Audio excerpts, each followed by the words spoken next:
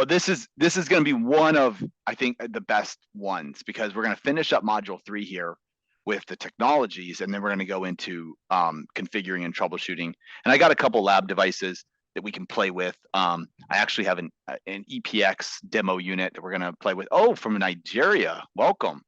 How Wow. cool is that? The and so we'll have some good demos, and we're going to get started into troubleshooting. I don't know if we're going to finish troubleshooting. That is the longest. All right. So we've got North America, we've got Asia, we've got Europe, we've got Africa. Where's my South America? Do we have anybody from South Colombia. America? There we go. South America. Yeah, all right, Yeah. Oh man. yeah, yeah. We've got continents represented here. I love it. Global team. Thanks for showing up, everybody. Yeah, I think we can dive in, man. We got Yeah, people it's out 5 minutes after. We'll get started, so everybody that is on here gets to go in this. So we're diving right into session 3. If this is your first time on, it's going to be a little weird. We're starting hour 8 at this point. So this is hour number 8 going into this. And so we went through module 1, module 2. Module 1 is kind of like, hey, you should at least know basic networking to do this, to be a Peplink engineer. And then module 2 was hardware. Module 3 is technology. And so we've just finished the web admin actually section, and was like, that was a perfect stopping point, almost right on the 4-hour mark. And we're going to dive into synergy mode. And synergy mode allows you to aggregate Peplink devices together. And so you have a synergy controller and you have a synergy host, or a synergized device, a synergy controller and a synergized device. And synergy controllers like an SDX or an MBX, or one of these routers that can basically host other Peplink routers to bring their interfaces, their WAN interfaces, into your router. And so you can see here you have an SDX Pro, because you can tell it's a Pro because it has the 2 modules there. And then move this over there. There we go. You have an SDX Pro with two 8-port Ethernet modules, and then you have an HD2. Well, the HD2 has an Ethernet WAN, 2 cellular WANs, Wi-Fi WAN. The BR1 Mini has a cellular WAN, and then the Balance 30 has an Ethernet WAN and a cellular WAN.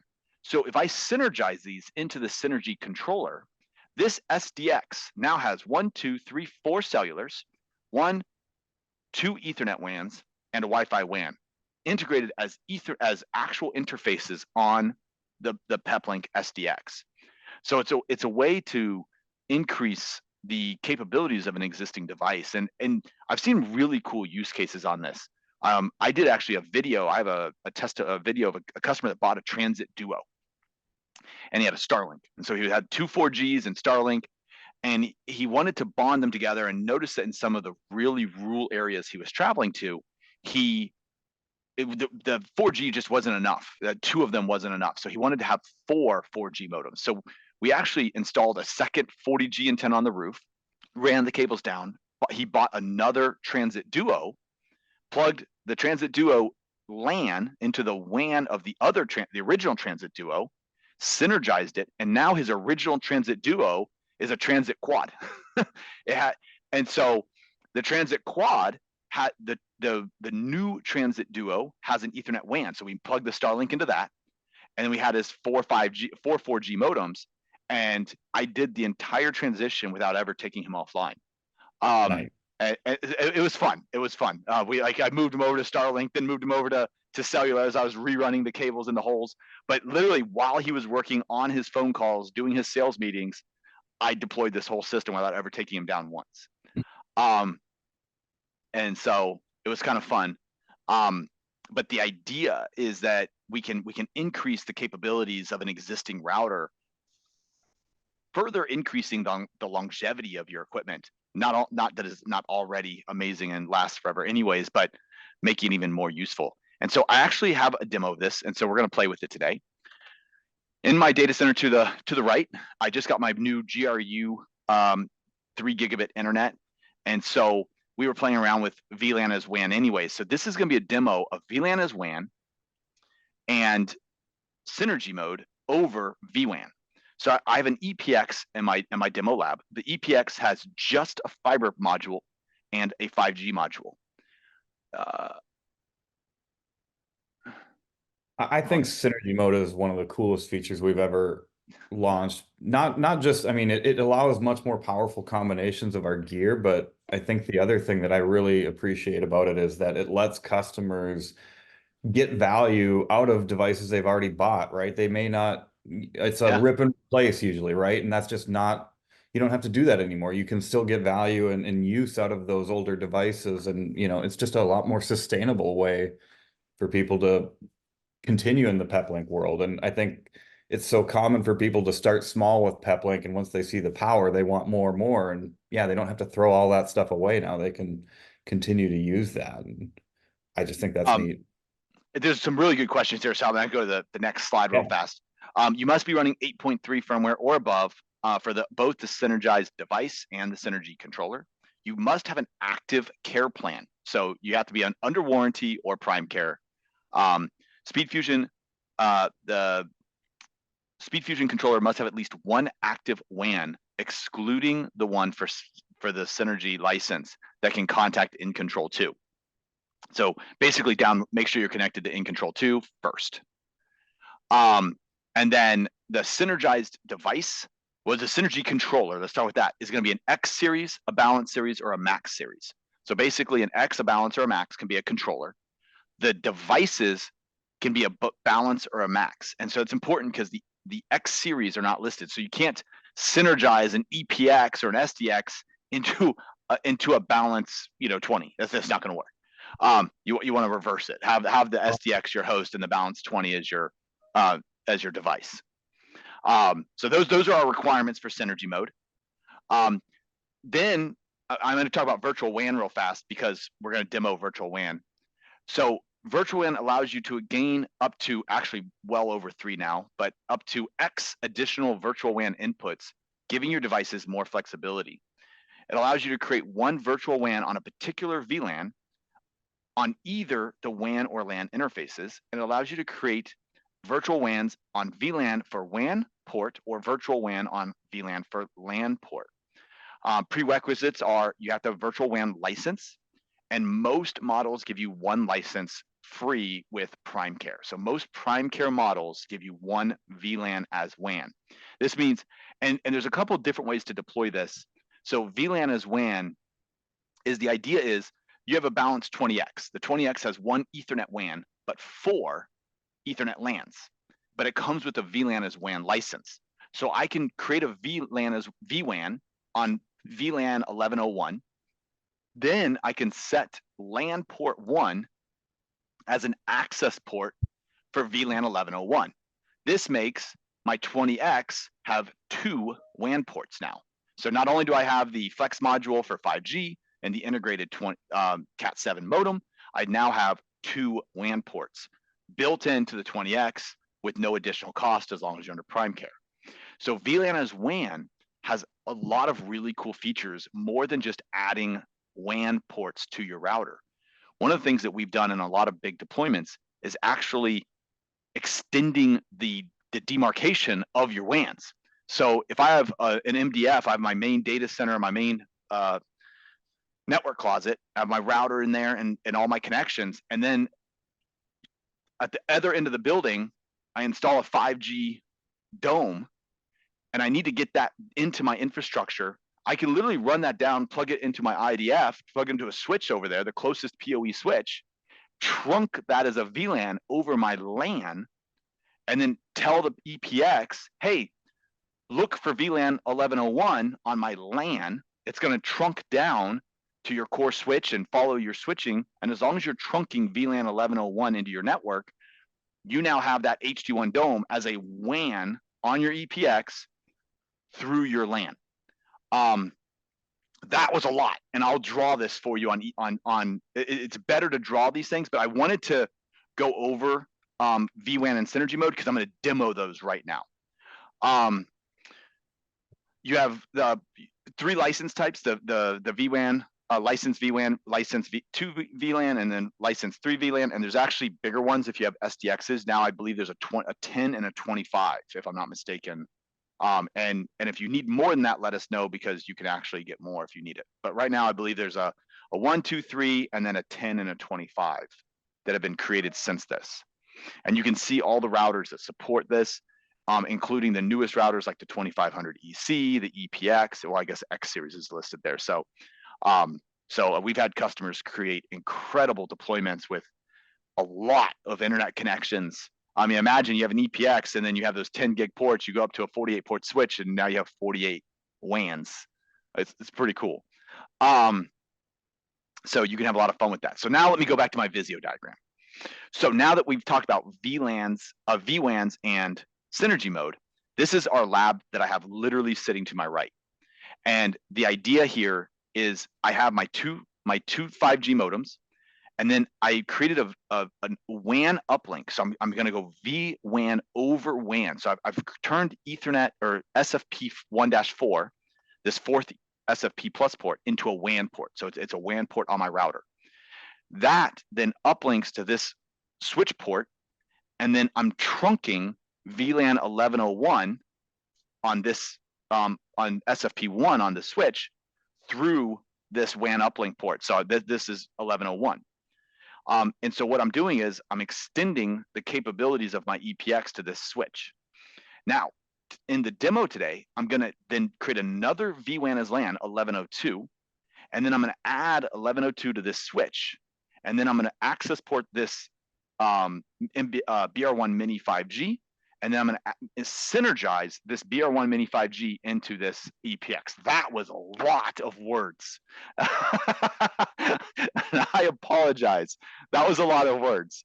And the idea, the end goal, is to synergize this BR1 Mini 5G into this EPX using virtual WANs. That's the end goal. So that's a lot more simpler than what I just said. Yeah, so, and I think this speaks to what you said earlier. And number one, you have to understand some decent networking concepts to be able to utilize these features, right? What we've talked about here, you're utilizing industry standard practices, protocols, and we're going to make it, on the administration side, this is incredibly simple when you see what it looks like actually in the router. But again, you have to have that foundation to be able to actually wrap your head around this and use it to its fullest advantage. And again, that's where Peplink allows people with that foundation to just take things way farther than they can with other vendors. But yeah, it's not that complicated when you actually set it it's up. really not. So the first thing I'm going to do is I'm going to pretend this BR1 doesn't exist. So I'm going to go ahead and copy my serial number, and I'm going to remove it, because part of in control training is going to be adding and deleting devices. And because I have a device I'd like to add, I'm going to do it here. So I'm going to go to click edit. I'm going to select this Max BR1, and I'm going to go to actions, remove. And I'm going to remove this device from in control.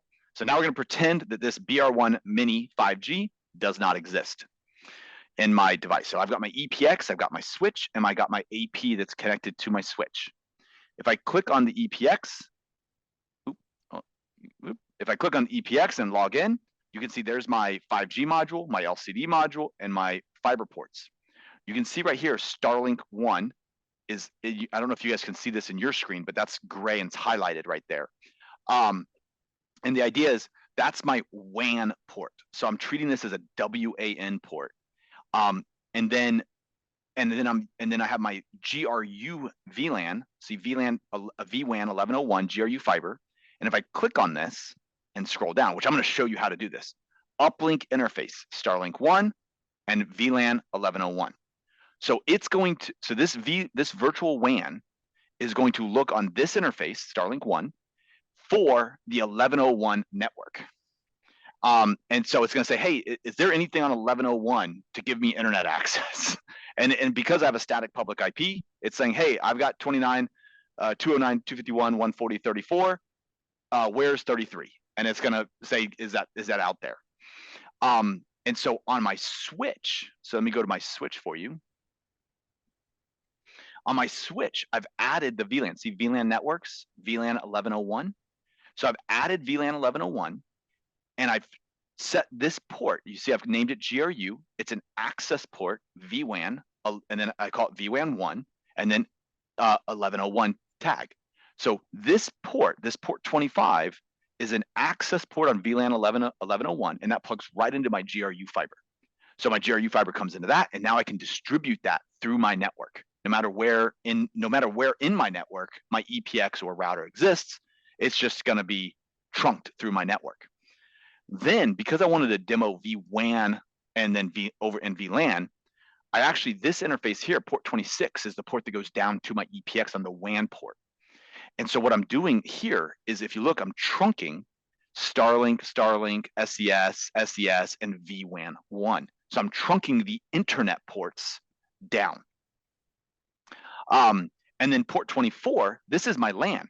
So this one is actually what it's using. It's using the LAN, the Peplink switch is using my LAN to go to the LAN of the EPX. It's getting an IP address, 192.168.163, and then it's just using the internet, and then it's going back out to itself and going up to the internet.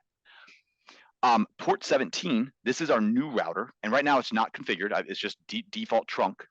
And then port 14, this is my access port, my my switch, my AP. And so my AP is plugged into port 14, and you can see it's just trunking the default VLAN. So it's just the AP is plugged in, and then it's good to go. Yeah, I don't have it locked down. This is designed for that. This is lab. Yeah, it's my lab.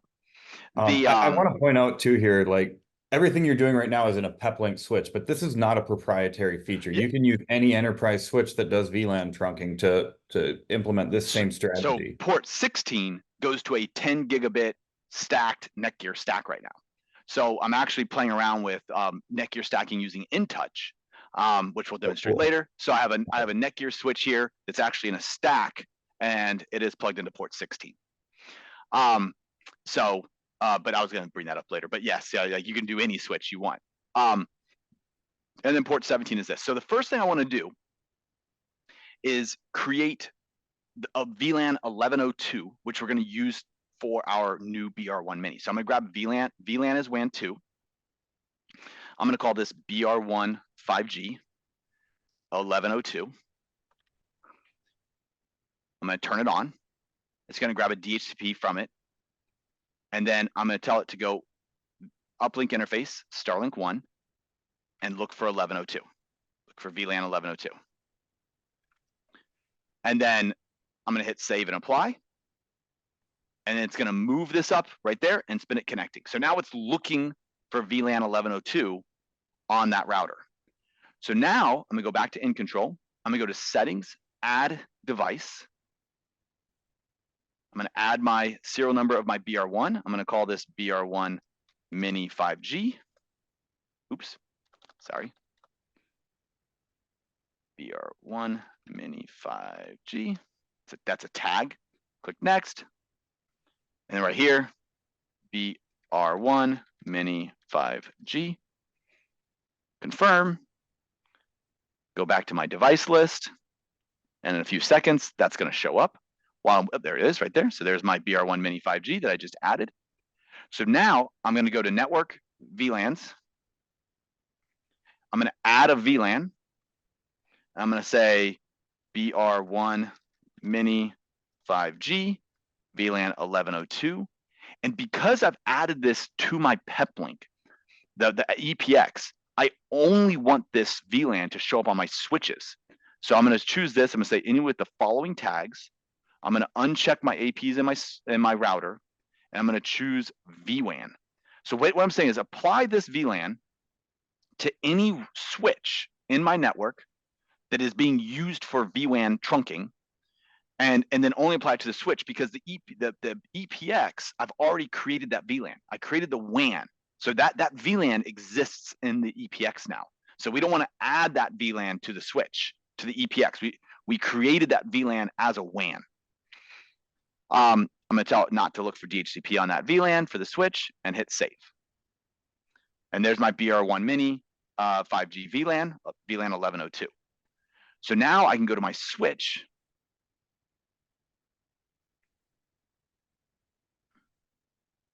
Click on port 17. Click edit. I'm going to say BR1 Mini 5G. Give it a name. Access port BR1 Mini 5G 1102. So I'm saying this is now 1102. So hit save, hit OK.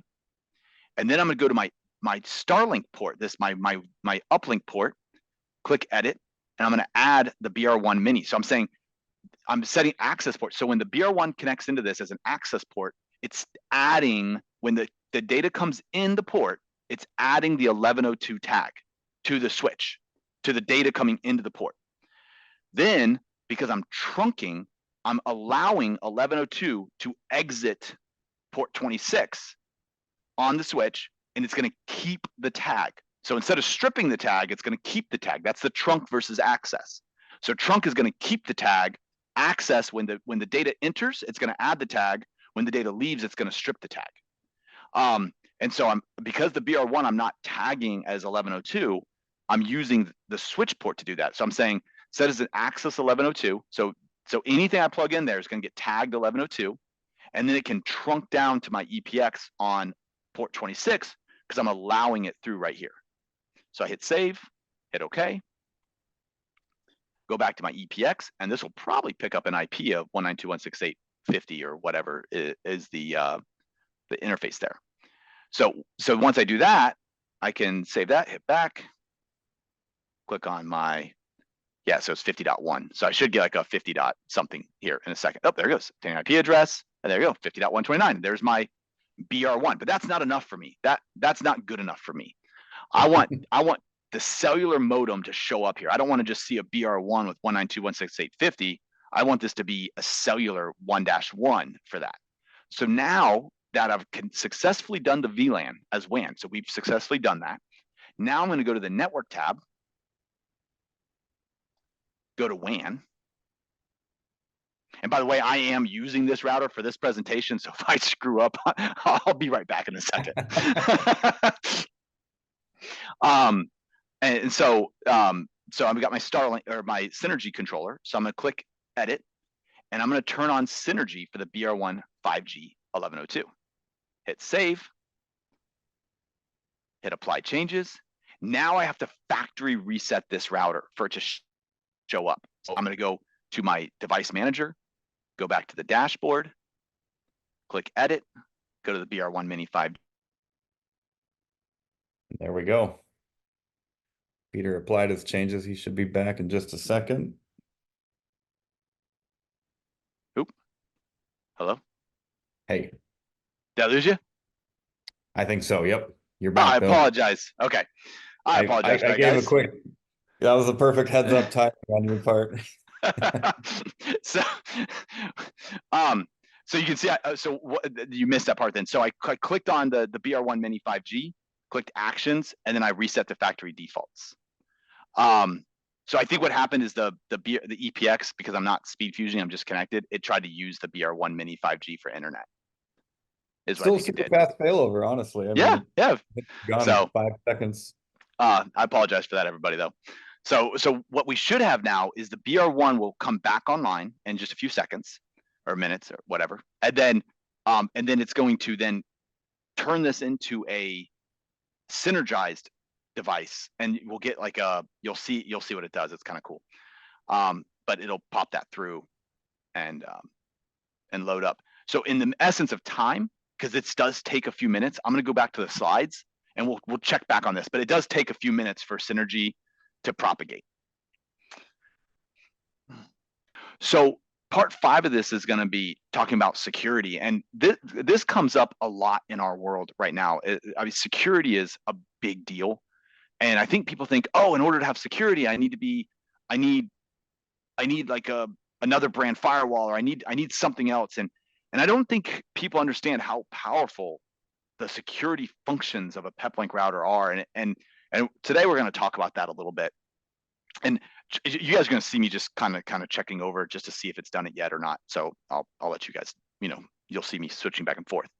But so the way that we look, we think there's 5 layers of security here that we should be paying attention to, and I'm going to address those 5 layers and how Peplink interacts with those layers. And so we have the client layer. The client layer covers devices that end users interact directly with, such as AP that delivers Wi-Fi to a device. Then we have the router layer. These features can also be visualized on the cloud layer, having them both in the cloud and on the router. make it possible to secure local internet breakouts as well as VPN traffic. And then we have the SD-WAN layer. This is the connectivity between our sites. And so we're going to talk about how Peplink can secure the SD-WAN layer. Then we have the cloud layer, so connecting you to your cloud applications and utilizing the Fusion Hub. And then the administrative layer, so then managing all of this with In Control. Whoever can I bring my own encryption? Give me more. Refine that question for me. So those are kind of the 5 layers that we're going to talk about when it comes to security and how Peplink addresses that. And if you're an engineer or a salesperson, kind of, and you might get these questions a lot. Oh, we need to buy some other firewall. Well, I would challenge you to challenge that, because we've got some pretty cool features built right in that maybe you might not know about, and they're pretty powerful. So on the client layer, we talk about guest network isolation. So, on the access points in our SSIDs, we can isolate guest traffic on the layer 2 level, but we can also isolate traffic going through, like restricting that traffic so it can't even talk over the speed fusion. So from an SSID perspective, you could actually create an SSID, block local traffic, and block the ability of that traffic to talk over PEP-VPN. So if you forget to set a firewall rule for that subnet, and then you have a PEP-VPN or a SpeedFusion network, this actually prevents that device from even communicating over PEP-VPN, really creating a secure guest network. We have also built-in rogue AP detection. So the router can quickly identify an unauthorized APs that are connected to your secure network, enabling quick detection and removal. And then we have centralized VLANs, which I showed you just a few minutes ago. With centralized VLANs, you can centralize the deployment and segregation of your network topology incredibly simply. And the idea is you can just come in, create a market accounting VLAN and a server VLAN. One of the things that I've been doing for host security, a lot of people run virtual environments. And one of the biggest things is an attacker gets in and they access that host machine, your host network gets compromised. They basically have unlimited access throughout your core infrastructure. So what we've done is we actually create what we call a core VLAN. And that's your host machines, as well as your management layer of your switches and your APs. So let's call that VLAN 99. So we create VLAN 99. That VLAN 99 actually has its own Active Directory. So core.yourcompany.com. Your host machines authenticate against core.yourcompany.com. Your management, your routers and your switches and your network devices, the log into those devices can be managed by Radius or Active Directory and talking to that core network. Then you block that network from any inter-VLAN routing and you don't allow it internet access. So this core network has no internet access and no network access. So if you have an attacker that's coming in on an application layer, even if they were to compromise a user account on the application layer, they can't get into your backup environment, your replication environment, and your core network architecture. And so centralizing the VLANs allows you to create really cool network policies that scale out to dozens or hundreds or even thousands of sites instantaneously. And it's something people don't really think about, but it's incredibly powerful, easy way to secure a lot of sites in a matter of seconds. Yeah, it's a lot like a key card system in a building, right? Like you only have access to the rooms you're supposed to have access to. You don't, as an employee, have access to every room in every building, right? And same concept with VLANs, like you just described. So then we talk about the router level. So on the router level, this is obviously going to be our edge, right? And so we're talking about content blocking or web blocking. So content filtering, application filtering, things like that, which I kind of demoed when we were talking about the router UI, and I'm going to talk about a little bit more with In Control. But we have the ability built into the Peplink ecosystem. If you're connected to In Control, and you can manage your firewalls centrally. So if you have 200 locations, you can create a firewall policy that says block Hulu. Hulu is blocked across your entire infrastructure in a matter of like 9 seconds. And that's incredibly powerful. If you notice that there's a an abused application or a weakness, you can literally block from in control web app blocking as well as DPI application filtering. So layer 7 capabilities in just a few seconds and deploy it out incredibly quickly to your entire network. And then we have a scalable firewall and outbound policy. So using in control, we centrally manage our firewall policies and our outbound policies, our traffic shaping policies. So I can come into my little enterprise demo here, go to network, go to firewall rules,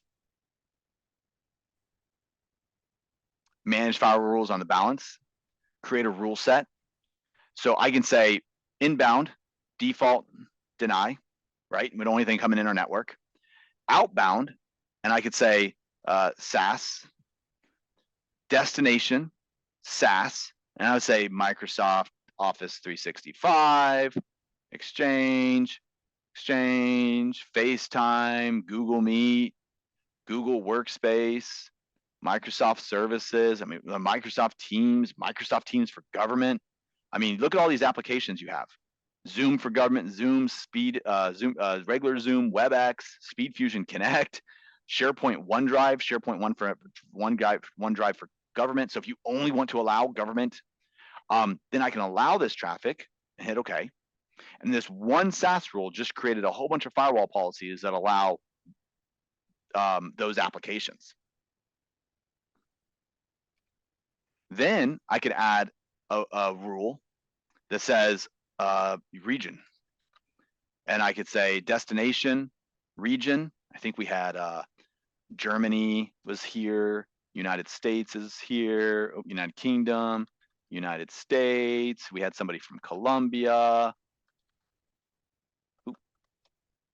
Colombia. We had someone from Spain. Australia. I forgot about, Australia. And we got others, and I can allow those countries. Hit OK.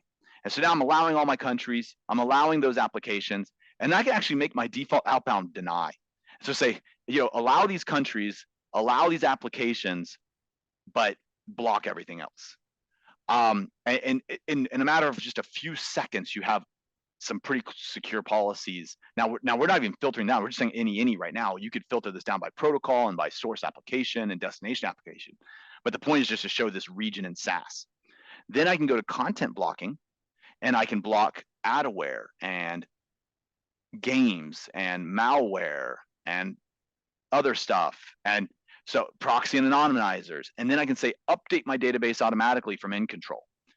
I can customize domains that I want to block. I can block cradlepoint.com. And just say, hey, you're not allowed to go, go there. That stuff over there. I could exempt domains. I can say, hey, never block peplink.com, no matter which country it's in. I can exempt user groups from that. Then, on top of content web blocking, I now have application blocking. So I can say block BitTorrent. Block Apple iCloud, because nobody should be using that. So block iTunes, block Hulu. And so I can block on the layer 7 application. On the layer 7 layer, I can block applications. And then on the URL, on the DNS, I can do web blocking. And then I can exempt domains. I can customize domains. And then I can exempt user groups and exempt entire subnets from blocking. And when I hit save to this, every router in my group has this policy now. And I can customize who can get it. I can say only do this for specific routers. So I would say all my branch routers follow this policy. My data center routers, maybe they need to allow some inbound stuff. Maybe they need to be allowed to connect to any country.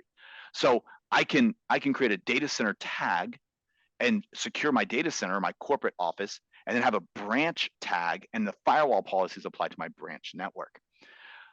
On top of that, I can go to settings, grouped networks, and settings access control lists. I can create groups of networks. I could say group network servers, and then I could list all my servers or my subnets for my servers.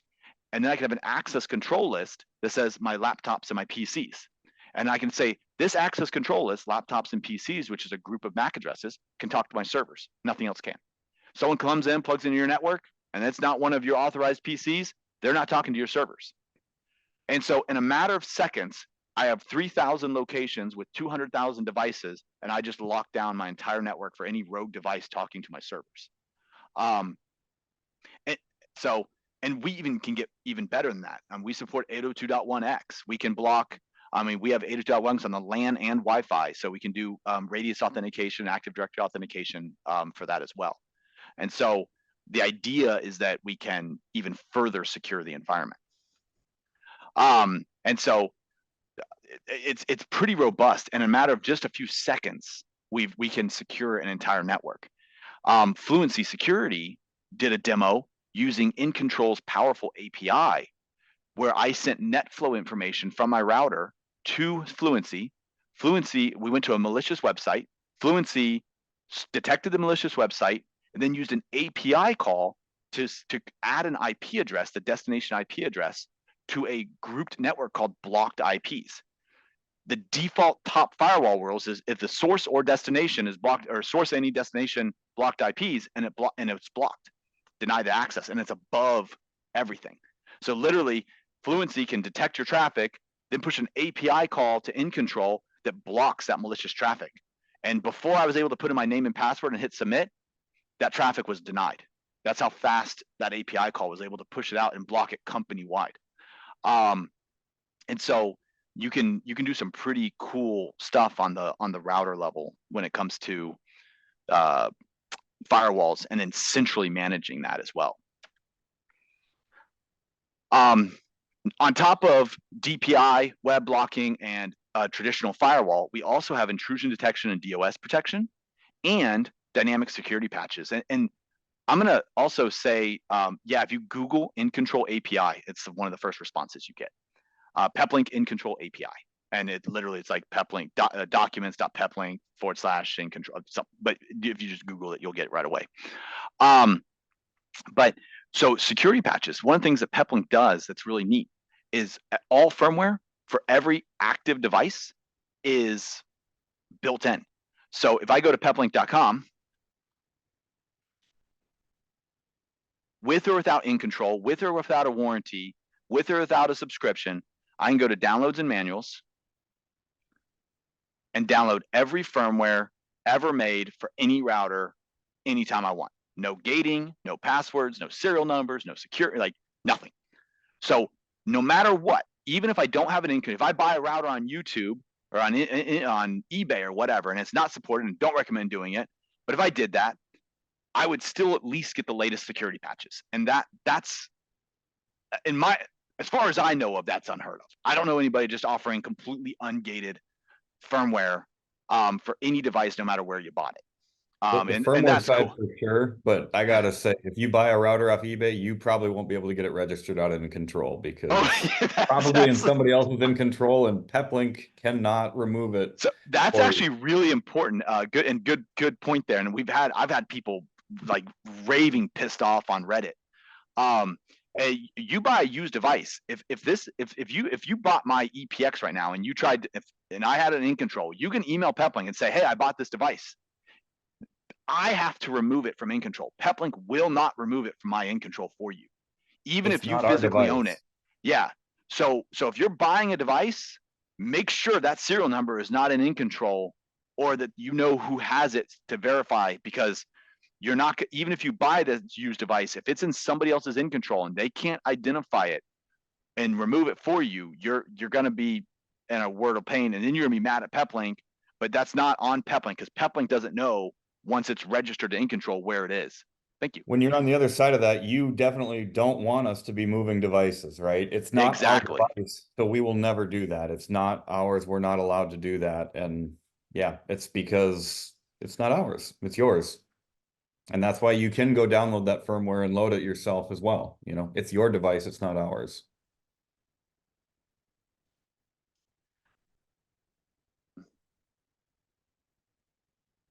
I'm going to make an outbound policy that uses my internet so I don't get kicked off again.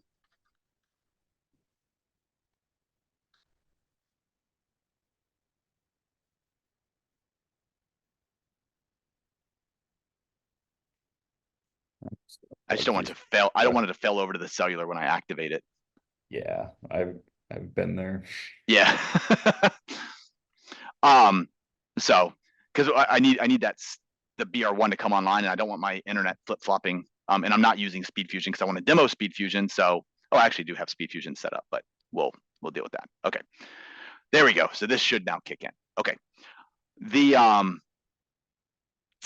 okay, so yeah, so security patches forever for the life of the product. As long as we're writing firmware for that device, you're going to get that for free, and that's hugely important. I just saw a major security alert for Fortinet this morning, and they listed all these different. You can't download that Fortinet if you have a Fortinet and you're not paying for a warranty. All of your stuff is now at risk because every single firmware has a major CVE weakness, and unless you're paying for a warranty on Fortinet, you can't patch your device. You cannot. We currently don't support Radius to Azure AD.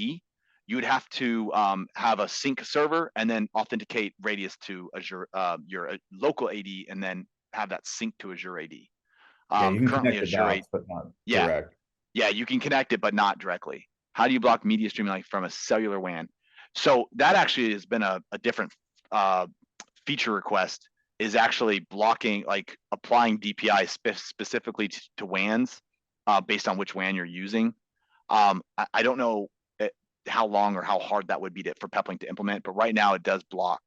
Um, so um, that you're gonna have to just, yeah. With the Netflix on a particular WAN, I don't know. We don't have that feature yet. So you could do it with outbound policies based on destination, but not based on layer 7, right?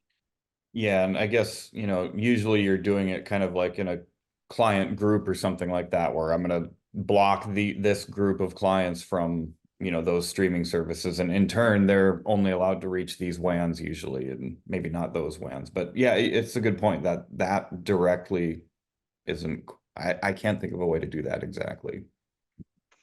Uh, Someone asked a really good question about cutting yourself off. There's actually a rule right here. See, apply to router generated traffic. As long as you don't check that box, the Peplink will still allow itself out. So you can create a default deny all outbound, and actually the router itself will still get out unless you check here. Then it's going to actually block the Peplink router itself. And sometimes you want to be able to control what the Peplink's doing, right? In highly security sensitive environments, people want to be able to limit what the router does by default, and that's totally valid and reasonable. But yeah, that's one of those know what you're doing when you check that box kind of things, because you could isolate yourself from that router.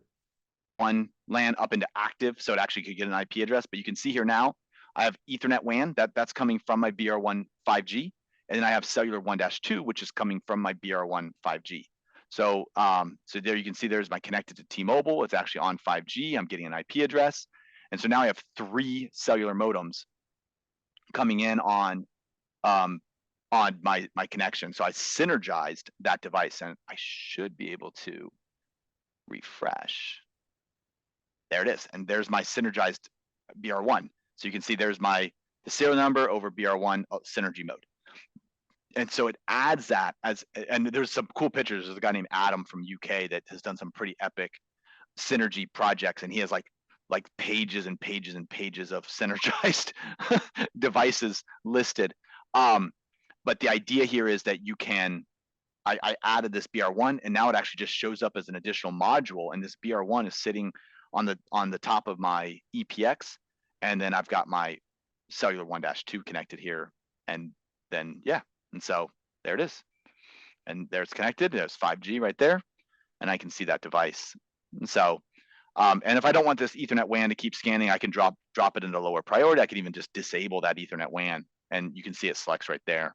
So now I've got my 2 connections right there. And then I can drag up these other cellular connections, and we can bond them, and we'll play around with that later. But we successfully synergized over vWAN.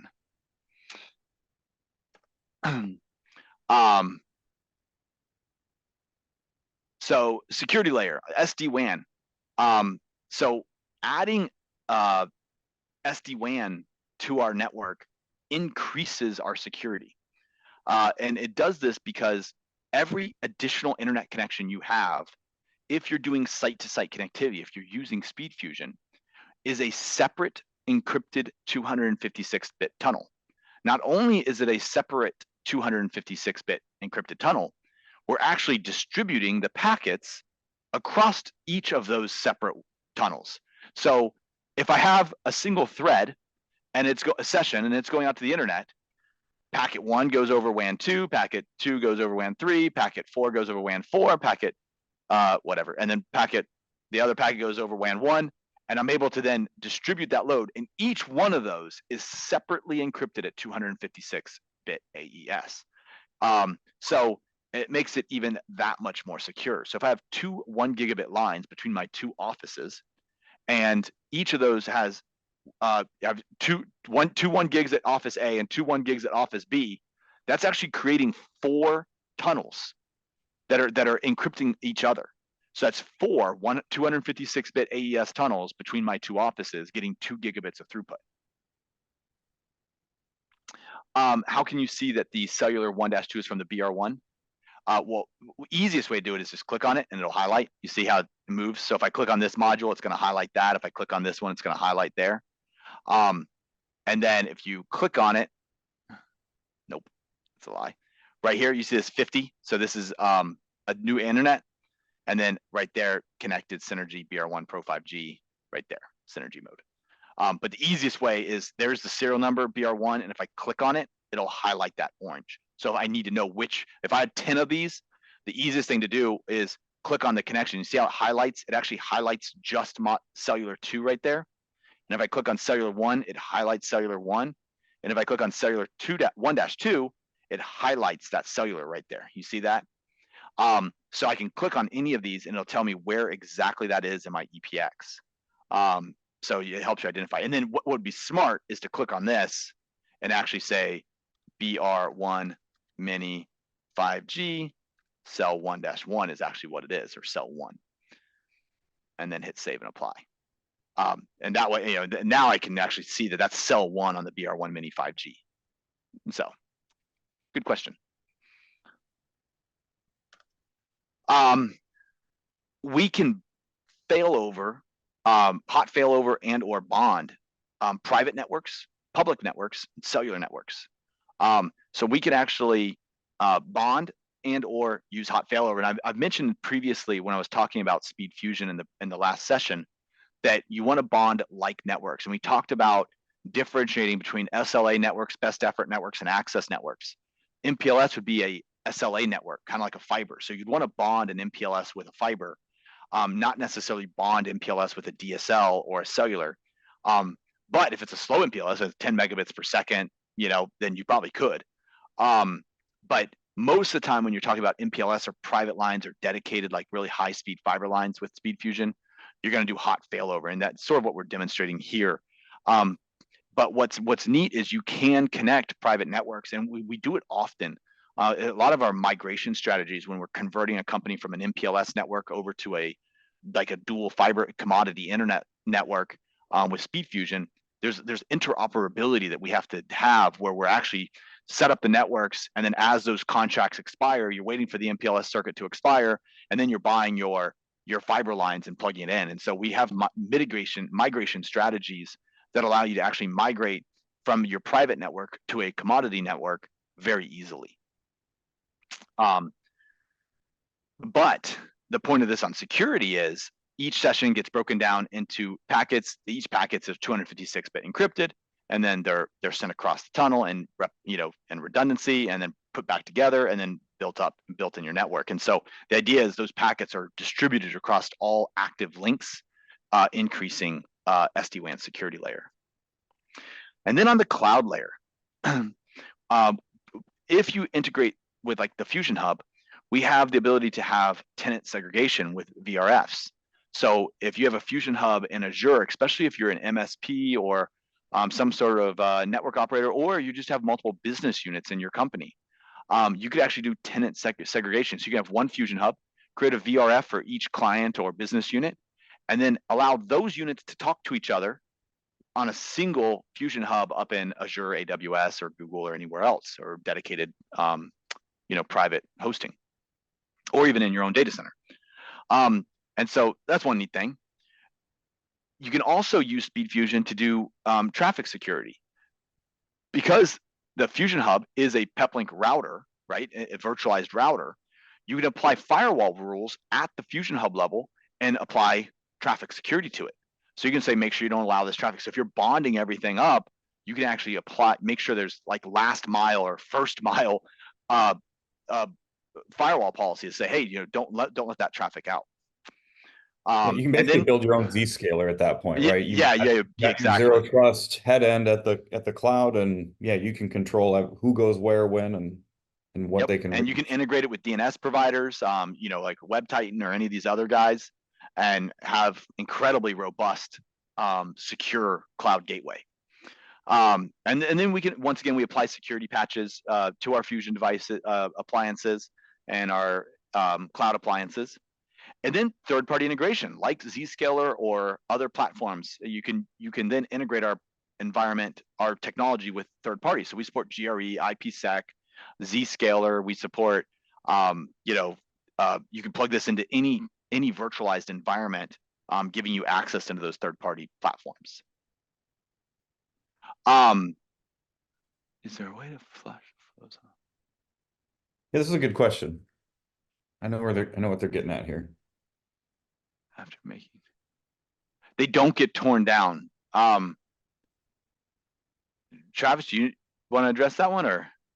Yeah, so I mean, it's a great question because I don't think there's a good answer to it right now, but I know the pain of what you're experiencing, Ricardo, because yeah, you create a new outbound policy and the traffic that you're targeting isn't following that policy, and you're going, what the heck? Why isn't it working? And it's because it doesn't tear the sessions down and reroute them the way that you've just updated it. And I think to me, it makes sense for there to be an optional checkbox there, right? Like tear down sessions at time of something like that. Yeah. But um, right now, there's not an easy way to do that.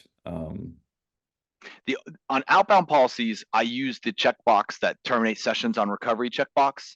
So a Yep. lot of times when I'm trying to interrupt outbound policies, I'll actually do the terminate sessions on interrupt.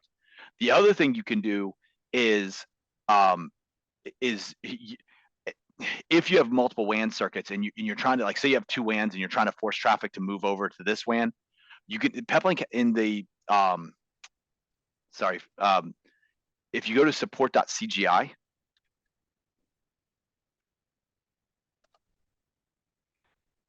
we actually have this failure test, health check failure simulation. You can actually simulate a failure of your WAN, and it'll basically break all traffic on that WAN for 60 seconds and then restore it. And so if you accidentally kick yourself off the router, if you only have one network and you want to force it, or if you want to apply something and break sessions, you can simulate a check failure, and it'll auto recover, versus dragging it to disabled and potentially losing access to the router. You can simulate a failure. It might be a good idea. I don't know if one of us could write that down, but I mean, to add that Yeah. checkbox on the firewall, like when you're applying changes, apply and reset sessions. Yeah. But you I don't want to grabbed that. reset active sessions if you don't have to. Um, Yeah. but it would, that actually, I mean, what I normally do is either do the outbound policies. I just say the terminate on recovery, and you just add a rule at the top, and then it terminates those sessions. Um, for firewall, I just turn off the traffic. I block the traffic I just simulate recovery. Yeah, and I mean those tools do work to your point, Peter. They're just maybe a little more blunt than I think we could implement. And I've Yeah. grabbed that request here and we'll put it in as a feature request because it makes sense. I've been in that situation myself. It's like, I need to break these sessions, but how do I do that without upsetting other users or other traffic? And yeah. No, the Fusion Hub cannot be a DHCP server for multiple VLANs across devices. You'd want a DHCP server um, like a Windows domain controller, or some DHCP server.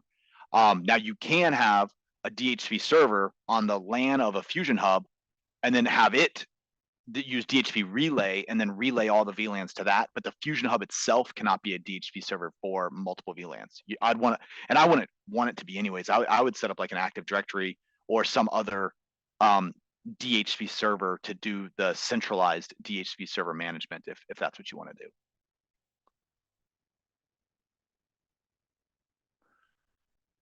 Okay. Next on the administrative layer. So if we're using in control, we can actually manage device passwords and authentication. This allows us to basically ensure compliance, but also within control, you can randomly generate passwords and then you can push new random passwords to devices. So, as part of your SOP for, terminating employees could be reset, all device passwords. And literally in control, sorry, this is why I don't keep it full screen, guys. I apologize. I'm in a weird back and forth page. So in control, if you go to settings, device system management, I can generate a random password, and then I can for all my devices. And then if I hit save changes, I can then assign a new one. So I can generate random passwords for all my devices, and then on the termination of an employee, I can reassign new passwords to all my devices, and it'll generate new passwords. And then I can click this download admin passwords, and I can access that. The other thing I can do from device management security is I can authenticate this device against local account, radius, or TACAX. I can also allow access on the LAN and WAN. So once again, someone got my public IP and tried to log in. So I can set LAN only. Boom, now they can't log into my router. I was going to show that on the in control page, but it works right there. So from the device system settings, device system management, I literally just lock down every single one of my routers in this group. My BR1, my EPX, my switch, it's all locked down in a matter of seconds, and randomly generated password that even I don't know the password to. I'd have to download this admin passwords and then look at it. You can also get those admin passwords through API, and you can, if you go to the device tab, I can show you there's a way to reveal it there as well. Yep. Yeah. So if you go to EPX, hit show all, and then if I click right there, it'll show up. And then you'll be able to grab that IP address, the username and password right from show all as well. Which once again, I'll demo. Oh, I was going to say, being able to see that is also something that you can control with the user's level in control. I forget so if they're an administrator, they can see those passwords, but you can have viewers that can't see those passwords. So, correct. If you've got a help desk environment, different people in here, you can control their ability to see those passwords or not. So password management is incredibly easy inside in control, and it can be pushed to thousands of devices in seconds. And then trust boundary management. So inside in control, you can create multiple groups and have different devices in those groups. So if you want to have, if you have a sports business unit, and the sports business unit might have some field routers that are SpeedFusion connected back up to your Fusion Hub, to a VRF in a particular Fusion Hub for sports. The sports IT guys can only talk to the sports routers. They can't mess with the marketing routers or the entertainment group. And so you can have different business units or different tenants inside in control. We call them groups. That allow you to have security boundaries related to who's allowed access to which routers. Bring your own firewall. Sort of something that I've got. I built this is actually one of my designs for how we handle like healthcare integration. A lot of healthcare companies have their own firewall already, their own firewall and their own infrastructure, and they're trying to extend a mobile health unit. And so, if you already have a firewall and you just want to extend your infrastructure via SD-WAN, you can do that with Peplink. So you throw a Fusion Hub or even a Peplink router in the DMZ of your firewall. Then you simply allow the inbound SpeedFusion traffic, 4500 and 32015, and then if you're going to have subtunnels, it'll go add the subtunnels, inbound to the Fusion Hub or the appliance through your firewall. And then outbound, you need to make sure the Peplink devices can talk to Peplink for in control. So allow 5246 to AC1 and AC2.peplink.com, 443 to AC1 and AC2. I'll make sure you allow your DNS and your NTP. At that point, Peplink routers can talk to in control. SpeedFusion tunnels can come in, and all traffic on all of your branch sites is going through your already existing and configured firewall. All you have to do is add the allowed zones. So you got to make sure that the subnets at these remote sites are allowed to transit your router, your firewall. But outside of that, you basically take your single firewall that you're already paying for, and now you've just secured 10, 100, tens or hundreds or thousands of remote sites.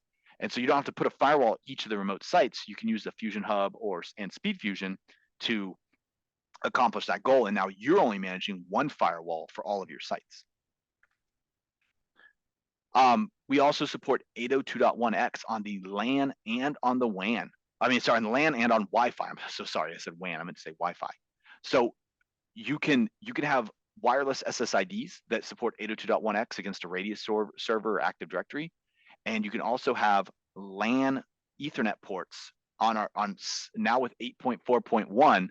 You can actually have it on LAN ports of the routers. So the MBX, the BR2, a handful of the routers now actually support 802.1x on the LAN. We used to only support, prior to 8.4.1, you could only do 802.1x on the switch ports on the switches. Now with 8.4.1 firmware, we support 802.1x on several routers LAN ports. Not all of them, but several routers LAN ports. And you can check the release notes.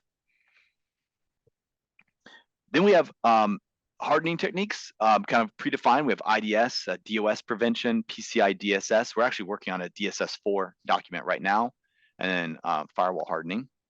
And then latest features and upgrades. We've always releasing new firmware. So we have 8.3, and now we have 8.4, and actually we have 8.4.1 is now out as I think 2 weeks ago it came out GA. And I've been posting on that on In Control. But when we talk about firmware, I can go into In Control or to the firmware here, and you see I've got this 8.4.1. I got a download link and then release notes and then a user manual. So this peplink.com/support/downloads. These release notes are incredibly awesome. So I can go to EPX release notes, hit PDF, and I can see all the improvements that have happened on 8. These are all just on 8.4.1 improvements. I mean, that's incredible. And then resolved issues. I mean, look at that. That's just in 1.1 firmware, and then known issues related to 8.4.1 that they have. So you can see everything that they do on that. And I believe I do Control F, 802.1x. There we go. 802.1x implementation, port-based authentication on wired LAN for specific. And all of these routers now support 802.1x on the LAN. So that's awesome. Also with 8.4.1, high availability support for all models except for the Fusion Hub. So you can see all these really cool features that we've added to all the routers.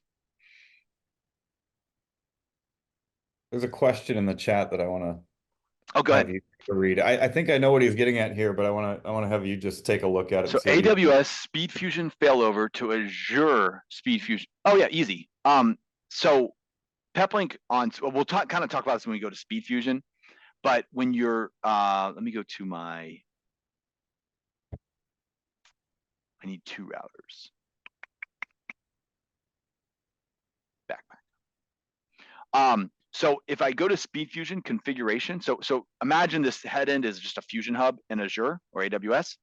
I can just deploy another Fusion Hub, put it in AWS or Azure, go to SpeedFusion configuration.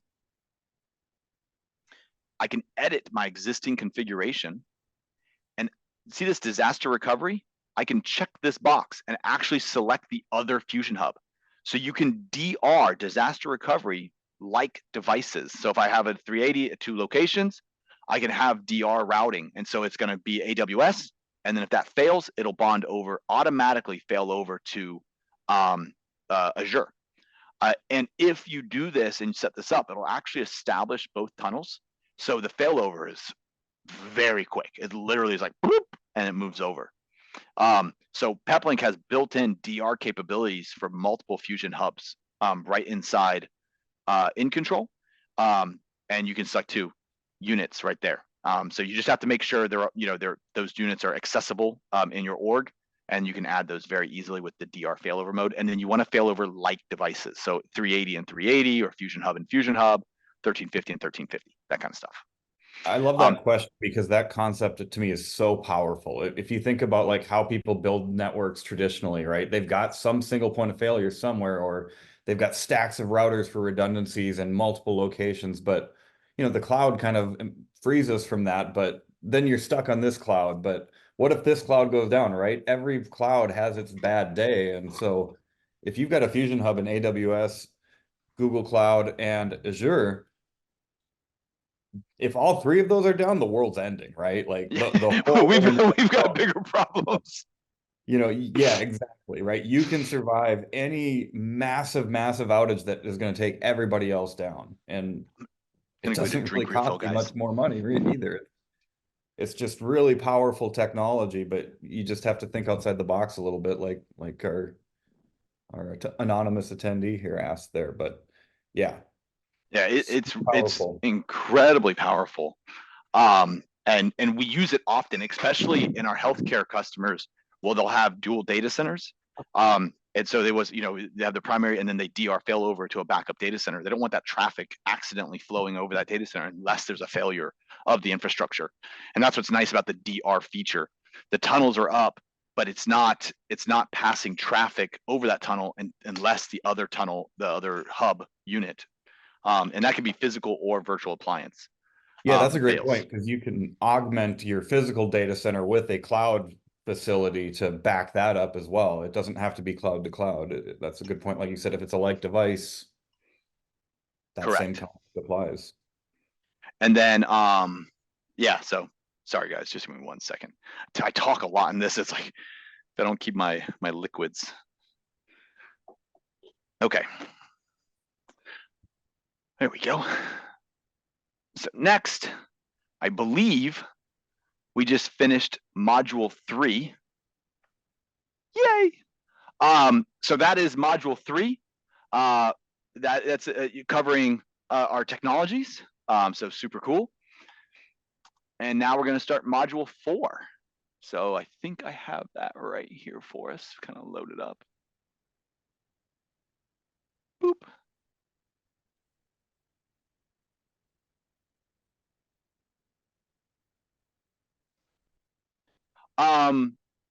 If you email Peter@westnetworks.com or Travis@peplink.com and remind us, we will create a Fusion Hub install in AWS, Azure, and Google Cloud video, and we'll publish it to Peplink University for you Yeah, there are guys. some written guides out there, but I think at this point they're a little bit dated. So they're we'll do a very modern close one with to, eight. Yeah. But there are install guides. So I mean, for Fusion Hub, for example, and Peplink is really good at this anyways, but if you haven't already, if you don't know about, and since we're talking about the next module is troubleshooting, so this is perfect. If you don't know about forum.peplink.com, if you are doing tech support, you should be on here. Most of your guides are going to be in forum. So if I go to forum and just do Fusion Hub install, Fusion Hub install up to cloud, how to install Fusion Hub on Amazon AWS. And then look at this, boom, there's a link right to it. And sure enough, Martin's gonna be the one that tells you about it. And then there's your step-by-step guide on deploying Fusion Hub in AWS. So if you don't know about the forum.peplink.com, you should definitely get engaged. A lot of your guides and tutorials are gonna be right here. And you can see there's a lot of stuff right here, relocation, Fusion Hub Cloud Platform integration, AWS, Azure, Google Cloud. And so, look at this step-by-step guide on each and every single one of those. Right there. But if there is content that you're missing and you want to have it, you can always email Peter or Travis, and we would be more than happy to create that content or create a whole webinar on it. I mean, we do these webinars every month, and so more than happy to create a webinar where we actually do a real-time demonstration. Okay. Back to the slides. So module 4 is going to be troubleshooting and testing. So we are on module 4 of 5. We've gone over a brief overview of SD-WAN networking routing concepts. Then we talked about Peplink product knowledge. And then we talked about Peplink technologies and security. So the get router UI, the in control UI, and some of our technologies like synergy mode and virtual WAN, as well as security. And now we're going to talk about troubleshooting and testing. And this has been kind of historically one of the more popular sections.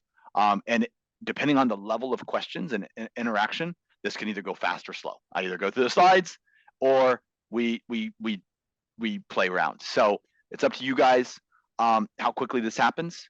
If we happen to finish this before 3 o'clock, we will end here and then we'll do the last ecosystem and test review on the next session. If we don't get all the way through it, we'll then finish and continue on just like we normally do. So the objectives here, learning objectives, basic troubleshooting, and then various tests for network optimization. On 1 second, they're talking about my AP.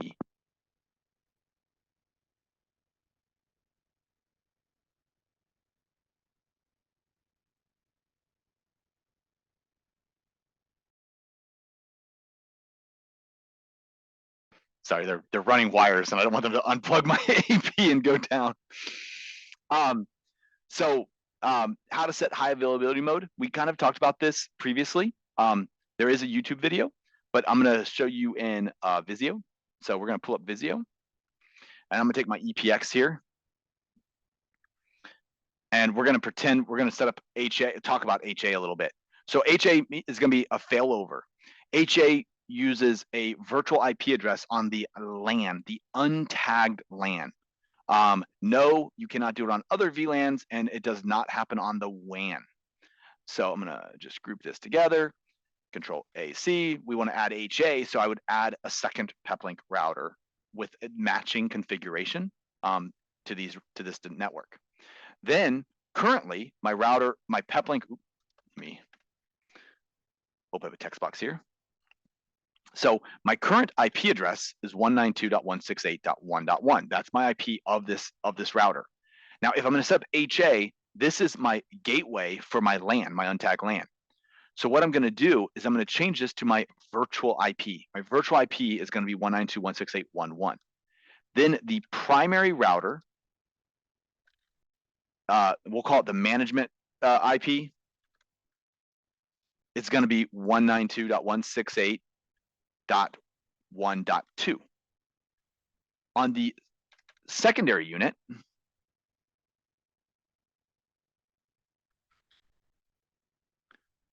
the virtual IP is going to be 192.168.1.1, but the secondary router management is going to be 192.168.1.3. These guys have to talk to each other on the untagged LAN. So just for the purpose of this drawing, I'm going to move this over right there. Oh, actually, I don't need to do that. Sorry. So here's my LAN uplink. So all I have to do is add another LAN uplink to this router right here. And so I can go from LAN uplink, and then my WAN uplink, I should have another 10 gigabit, but you could plug that in there and trunk the traffic. It'd be limited to 1 gigabit in this particular example, but if you had like a 48 port switch, you have 4 of those ports. But my WAN uplink would go to a trunk port there, my LAN uplink would go there, and then this router now would function as a mirror, as a failover of this other one. So it's going to sync all the configurations. If this router fails, this router will take over, reestablish those connections. Synergy mode, VLAN as WANs, it all fail over just fine. So it's really, really easy to configure HA. As long as you understand that they're talking on the LAN. If the LANs can't talk, then it's not going to work. So if I go to my EPX, and I only have one, so I'm going to show you half of it, and then the other, we'll pretend we're doing the other half. But if I go to my EPX, I would just go to my network tab, change my untagged LAN to .2. Don't click apply changes because I'll kick you guys. You guys will get kicked off. And then, so now that I've changed this to 192.168.2, I just go to advanced, high availability, turn it on. Group number This is basically determining the MAC address. You want to make sure that if you're running multiple HA pairs, that each of them have a different group. So I always like to start at some number, not one, just to make sure that they're not the same. And then right here, virtual IP address, I just put in my 192.168.1.1. So you can see here's my LAN administration IP address. This is my heartbeat, and then my virtual IP address, which is the LAN. On the secondary unit, I would set it up. I'd boot it up, go to 192.168.1.1, change the IP address to .3, and then come over here and hit slave, configuration sync the configuration. I'd put in the serial number of the master, and then I can hit save and apply changes. As long as they talk on the untagged LAN between those two devices, the master will say master and the slave will say slave, and that's it, you're up and running. If the primary router loses all WAN connectivity, it will actually go into what's called slave isolated, and the slave unit will then kick in and try to connect on those WAN ports. Now, in a virtual WAN like this, if it loses WAN, most likely the other unit's going to lose it because we're using the same switch. But if all the WANs fail, it'll then go into what's called slave isolated, and then the other unit, the slave unit, then has the opportunity to try to connect. If the untagged LAN, if it can't talk on the LAN, it'll also go to, if there's no LAN ports activity, it'll also go into slave isolated. So if you're going down into 2 core switches, and this is a very common deployment, especially on a larger router environment like this. So let me just Control C. So imagine I have these 2 routers, right? And I'm gonna put them side by side, because a lot of customers will have like core A and core B. And then what they'll do is, this router is talking to core A, this router is talking to core B, this is trunked together like this, and then this is going up to their ISP, their internet connection. In that scenario, if core A were to crash, even though this internet is working, because there's nothing on the LAN, this will go into what's called slave isolated. This will detect that it can't talk to the master on the heartbeat, and will become the master, and will then try to connect.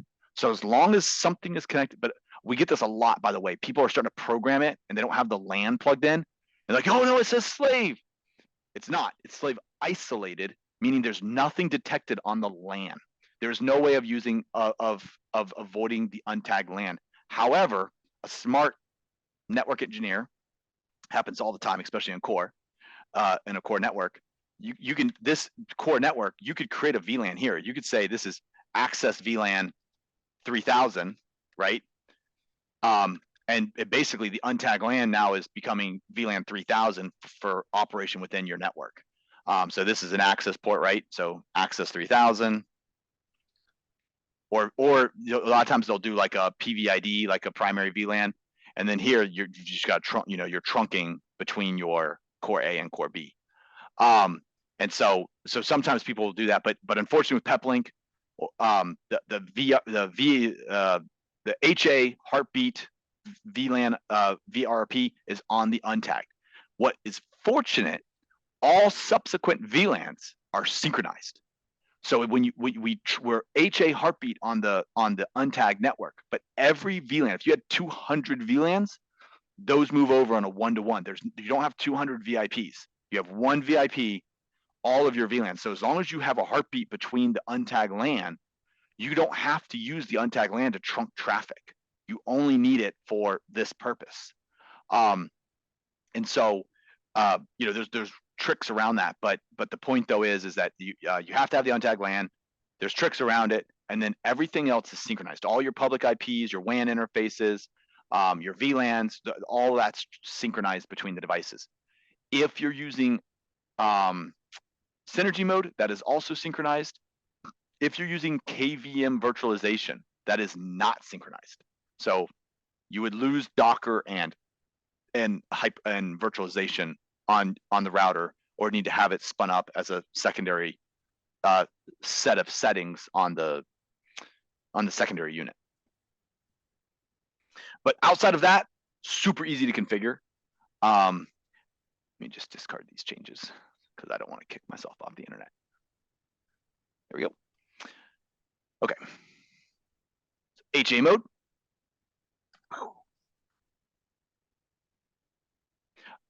SFC Connect.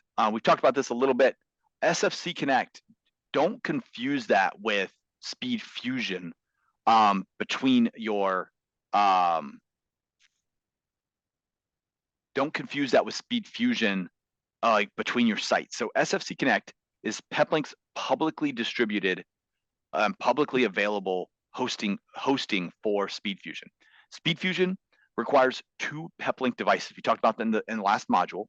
So Speed Fusion requires 2 Peplink devices. You have to have a bonding peer, 2 bonding peers, and then if I have four internet connections here, and I'm in a data center, so I got 1 internet, it's going to bond those 4 to that, and then it's going to use this fast internet to get out to the internet.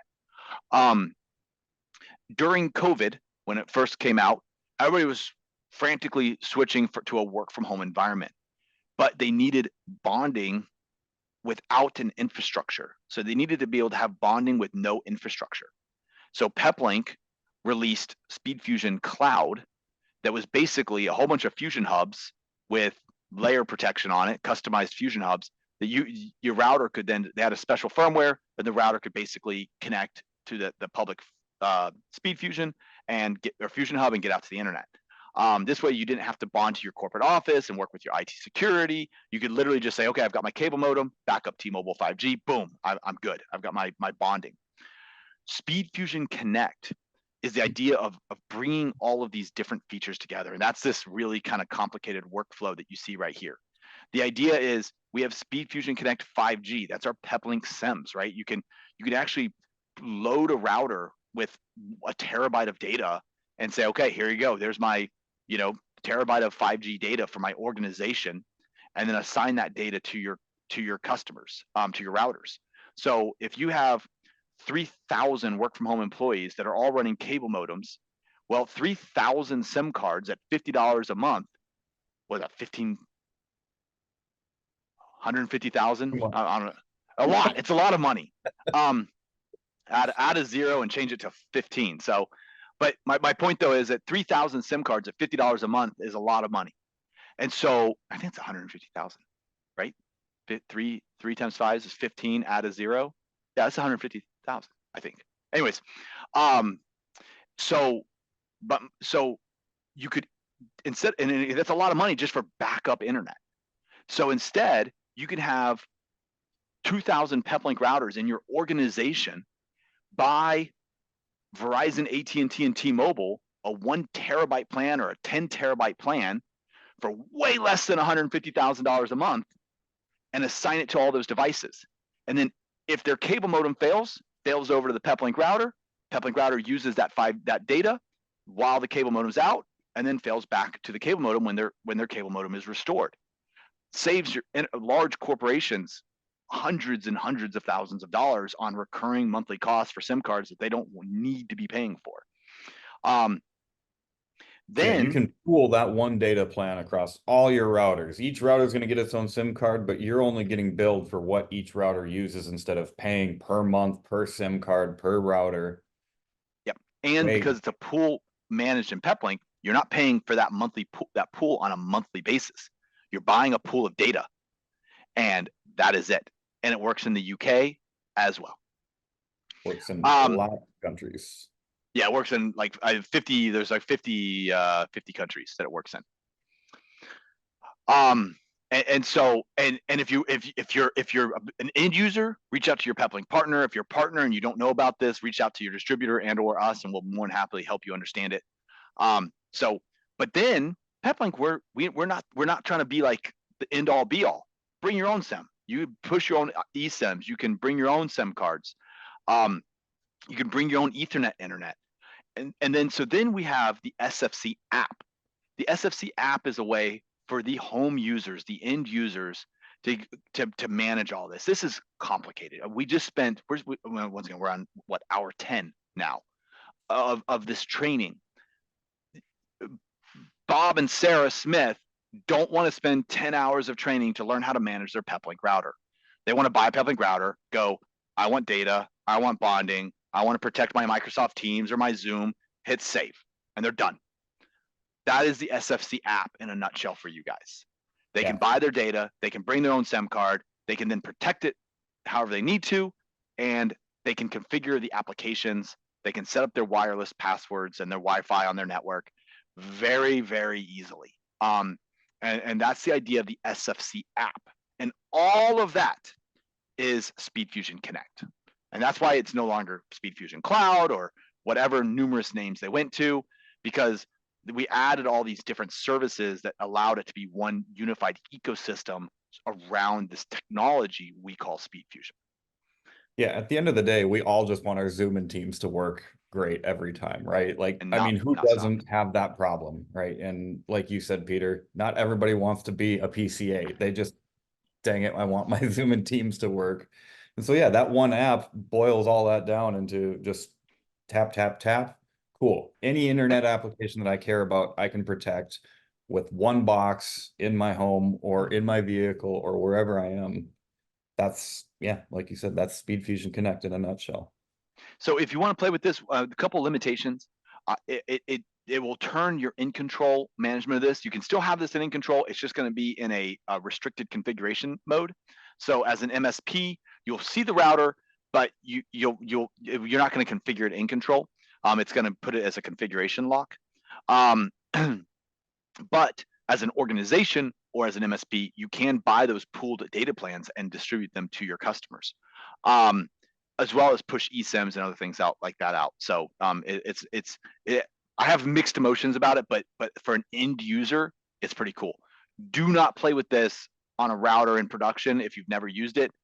You know, get a B1 or get a UBR, a BR1 or UBR, buy it, and then connect it to your SFC app and play with those settings. Load it up with a gig of data.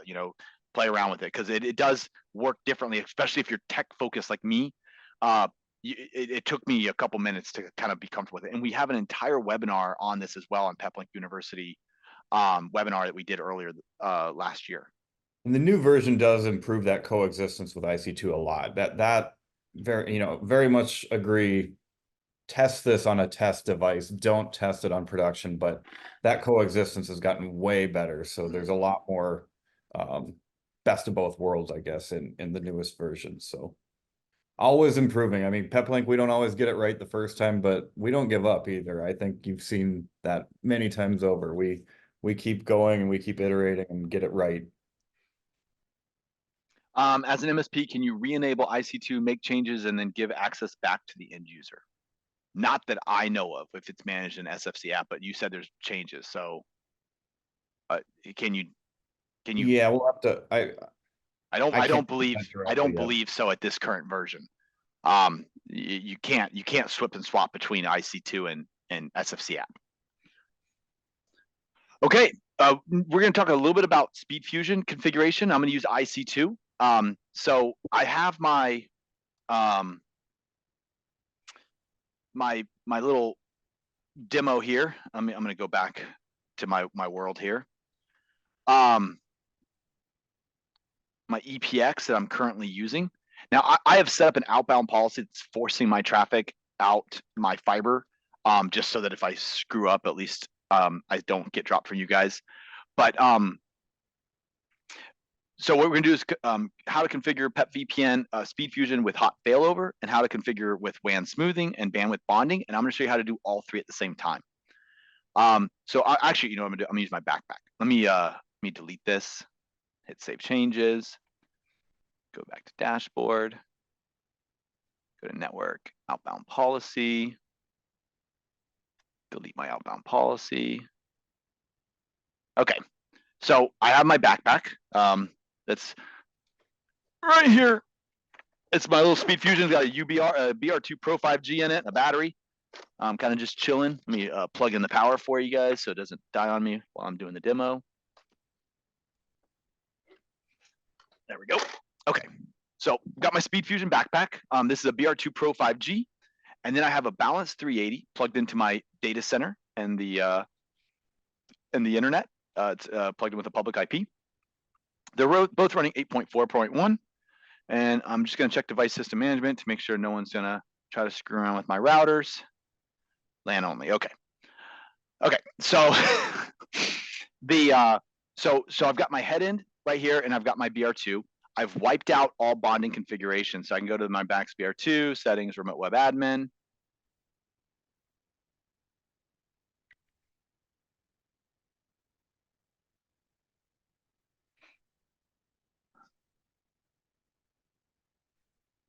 And you can see there's my T-Mobile, my AT&T. They're both connected, and I've got no SpeedFusion profiles created. So we're starting from a blank spot here. I'll actually keep that open. So there's two ways to set up SpeedFusion, but I'm actually going to do it kind of a fun separate way. The first way you can do it, which we talked about already, is we're in this like kind of cream colored grouping. So I'm in the group SpeedFusion backpack. I have my head end and my BR2. And then I also have my enterprise group with my EPX. So I can go to SpeedFusion configuration inside the group right here, click add profile, click star, click next, choose my head end unit, which is going to have this public IP, click next, select my BR2 Pro 5G, click next, give it a name, SpeedFusion. I can have encryption on or off. If I'm just doing bonding to the internet, I like to turn it off because it saves me 4% overhead. I can NAT mode. NAT mode basically will allow me to have this hub unit and then NAT my SpeedFusion peers coming in so that I can have multiple peers with the same, I can have a whole bunch of peers with 192.168.50 all NATed. It's not going to make a difference. They're going to get an IP address on the LAN of that 380. So it's a great if you're doing like a shared environment, but I'm not going to do NAT mode. And then you can choose your data port if you want to, if 4500, but sometimes like if you go to some secure environments, they might be blocking 4500. You could actually change this to like 445 or something if you wanted to, and just make it like a common port. But default's going to be UDP 4500. There's a checkbox here, send all traffic to remote hubs. This basically overrides outbound policies. It's going to say send all traffic to the hub unit, and don't worry about outbound policies, just bond the traffic. This is really good if you want to force firewall policies centrally, right? I could push firewall policies to my hub, my head end, have a whole bunch of devices NATed going to my to that head end, send the traffic to the remote hub, and then use my DNS servers for my secure gateway. So if I'm using like WebTitan or OpenDNS or some other secure entity, I can put my DNS server right there, and then it'll look like it's coming from the public IP address on my 380. So I have one DNS subscription, all of it's coming from that one public IP, and I have 200 BR2s out there in the world, all being secured with OpenDNS or WebTitan or something like that. So then I can turn on WAN smoothing, forward error correction, or I can click show advanced settings, and I can enable dynamic weighted bonding, which by the way should be your default. And if I do that, then I can also do TCP ramp up. If I check TCP ramp up, you see how smoothing turns gray? So TCP ramp up enables WAN smoothing for, I believe, 5 seconds. And the idea is every new session gets duplicate packets over all WANs to increase the TCP throughput allowed, then goes into dynamic weighted bonding. This is kind of a hybrid WAN smoothing. The idea is to push more traffic through to accelerate the amount of bandwidth being consumed, which in theory will give you better traffic, long-term traffic stability. So, and I don't recommend combining forward error correction and WAN smoothing. I see people like, oh, I'm gonna turn this on, I'm gonna turn this on, and I'm gonna turn, like they start just turning everything on. Yeah, turn it all on. WAN smoothing uses parity bits and a mirror, and almost like a RAID array of your internet connections. Forward error correction sends parity bits that uses less data, so it's going to operate at a 13 and a 26% overhead, whereas WAN smoothing is going to be 100, 200, 400% overhead. I think a So general rule of thumb is like WAN smoothing is great for live traffic, right? Live voice over IP, SSH sessions, things that are real time versus yeah, because short wave WAN correction. smoothing is going to reduce jitter. Um, it's going to reduce packet loss and latency. Is the whole idea here? Is if I've got 3 internet connections getting 80 milliseconds and one getting 150, that 150 is going to be discarded because of the duplicate packets. And so if I have packet loss on one of those 80s, I'm still going to be at 80 with zero packet loss because I'm doing a mirror. And so at 100%. So 2 of my WANs are going to be used for parity in that scenario. And I'll be basically no packet loss and 80 milliseconds of latency because the 150 will be dropped and the one of the 80s that has packet loss will be dropped, giving me 2 healthy 80s that are giving me that 80 milliseconds of latency and my bandwidth. Thing that people don't appreciate about forward error correction is it actually will introduce jitter. It will introduce latency because if you miss a packet, we have to detect, hey, this packet was missed, and then we have to reconstruct that packet. That takes time, right? You have to have that time to know you missed a packet to even need to know you need to reconstruct the packet. That's just how forward error correction works. That's not a deficiency in it. That's just a trade-off between those two tools. Different tools for different scenarios. So often we have bandwidth bonding, we have WAN smoothing, we have forward error correction. And you might say, well, what if I want to have Teams and Zoom on WAN smoothing, Netflix and other applications on bonding, and my real-time video production feed on forward error correction? How do I do that? Let me show you. So inside in control, I can configure that dynamically at the touch of a button for all of my routers at one time. What I do is I go to link settings. So I go to, and you have to turn that on by clicking this show advanced settings, and then you can go to advanced link settings. From here, I see I have my head into my Max BR2. I can click edit, and I've got my link name, and I can click add. And if I click add, I'm going to get another tunnel, and I can call this one WAN smoothing. And so here I can say turn on smoothing, WAN smoothing between these 2 routers. Then I can click add and make another tunnel called FEC. We'll call this one FEC. And I can turn on forward error correction between these 2 devices. Let me put the WAN smoothing on both sides here. There we go.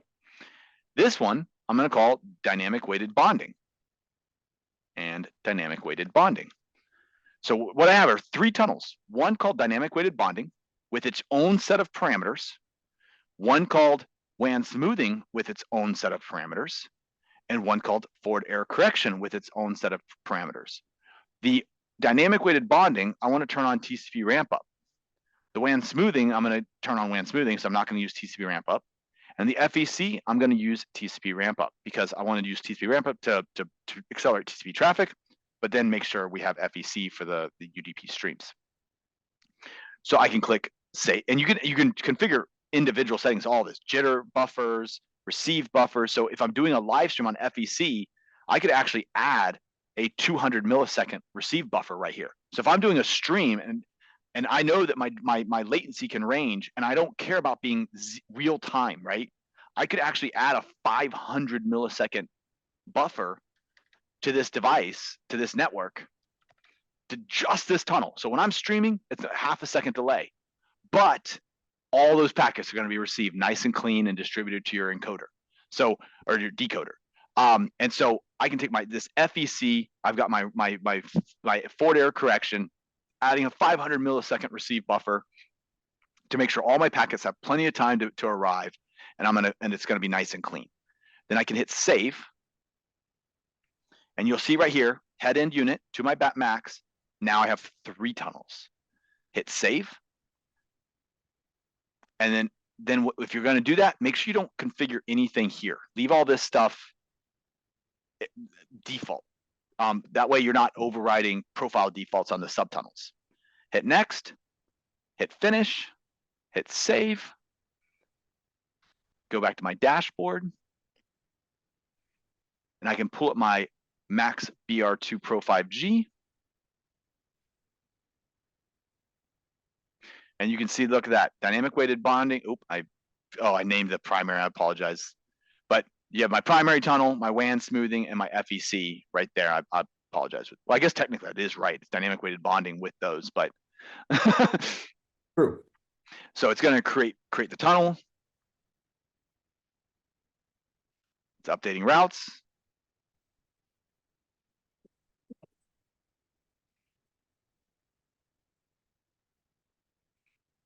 This is really powerful, by the way, especially at scale. You think, oh, that was nothing. I could have done that built into the UI.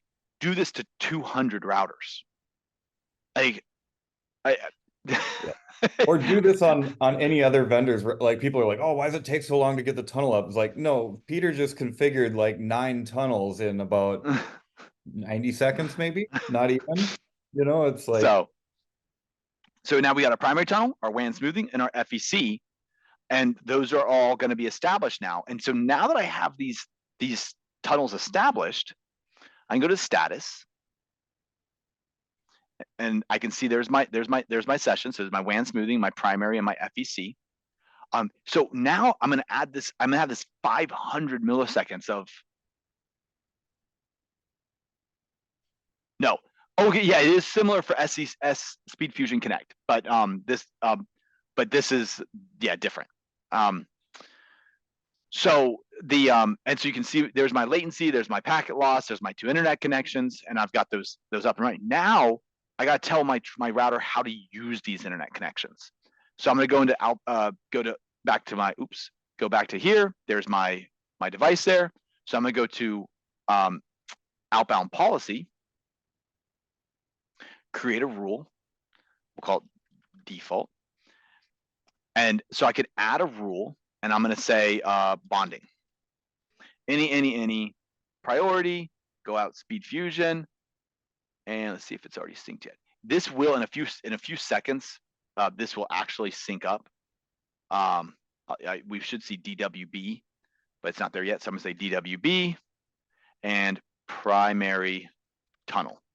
So because we know the name of it is DWB, and then primary tunnel is my primary tunnel. So I'm going to say by default, my default traffic is just go to DWD primary tunnel, which is just regular bonding. Then we say when no connection is available, fall through the next rule. In other words, I want when there's no connection available, when this tunnel's down, just go to the next rule in the outbound policy. And then terminate sessions on link recovery says when this recovers, break those sessions and move them back over to this.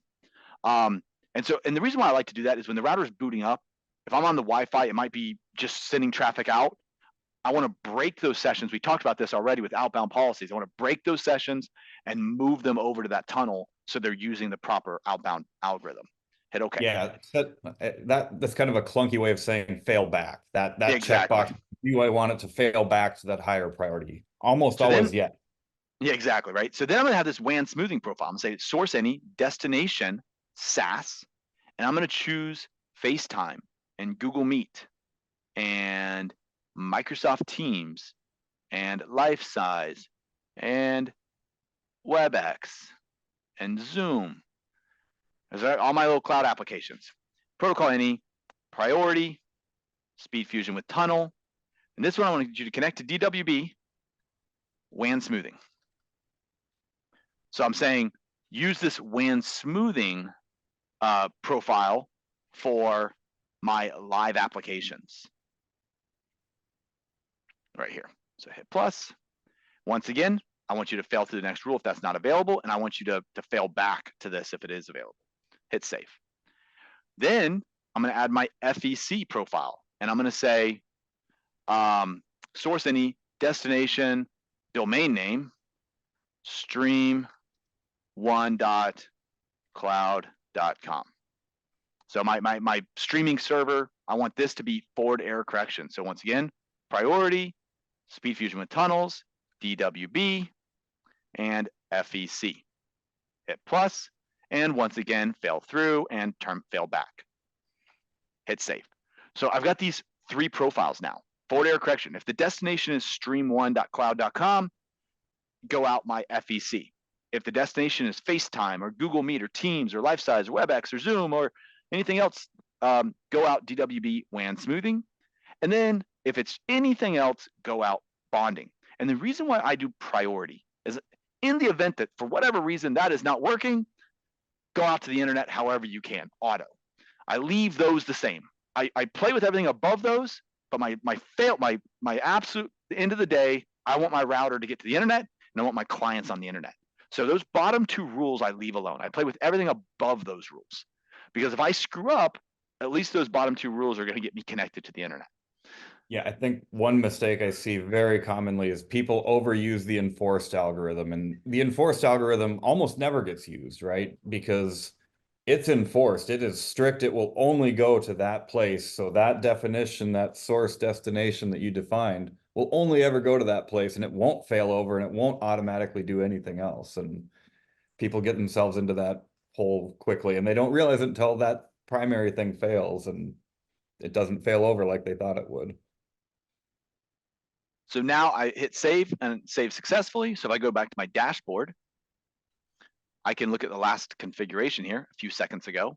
Now, this is interesting. I will lose connectivity to this router. And the reason is because I'm sending all traffic over bonding. So right now it's using cellular 1 or cellular 2 to talk to in control. I'm terminating that and then reestablishing that over Speed Fusion. So if we go to my outbound policy, if I typed everything properly, boom, there they are. So there's my FEC for stream 1, going out FEC. There's my SaaS application, Zoom, WebEx, Lifesize, Teams, Meet, and FaceTime, going out WAN smoothing. And then there's my bonded traffic going out the internet. And imagine that with 200 sites.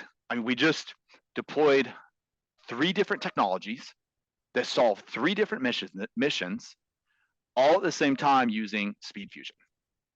And that's really one of the benefits of this is that we can take advantage of all of these options. And these options are not one size fits all. WAN smoothing is good for real-time protocols. FEC is great for broadcast, and adding an extra buffer is also really nice because you can add that, but you don't want to buffer your Teams meetings. You want to buffer only that streaming application. And then my bonding is great for my general web browsing, going to Netflix or Office 365 and things like that. I don't want to duplicate Office 365 email traffic like that. It's a waste of bandwidth. It's a waste of resources. I want to just bond that and get the best browsing experience that I can. And so a lot of times people say, oh, I'm just going to enable WAN smoothing and that's going to be my default for everything.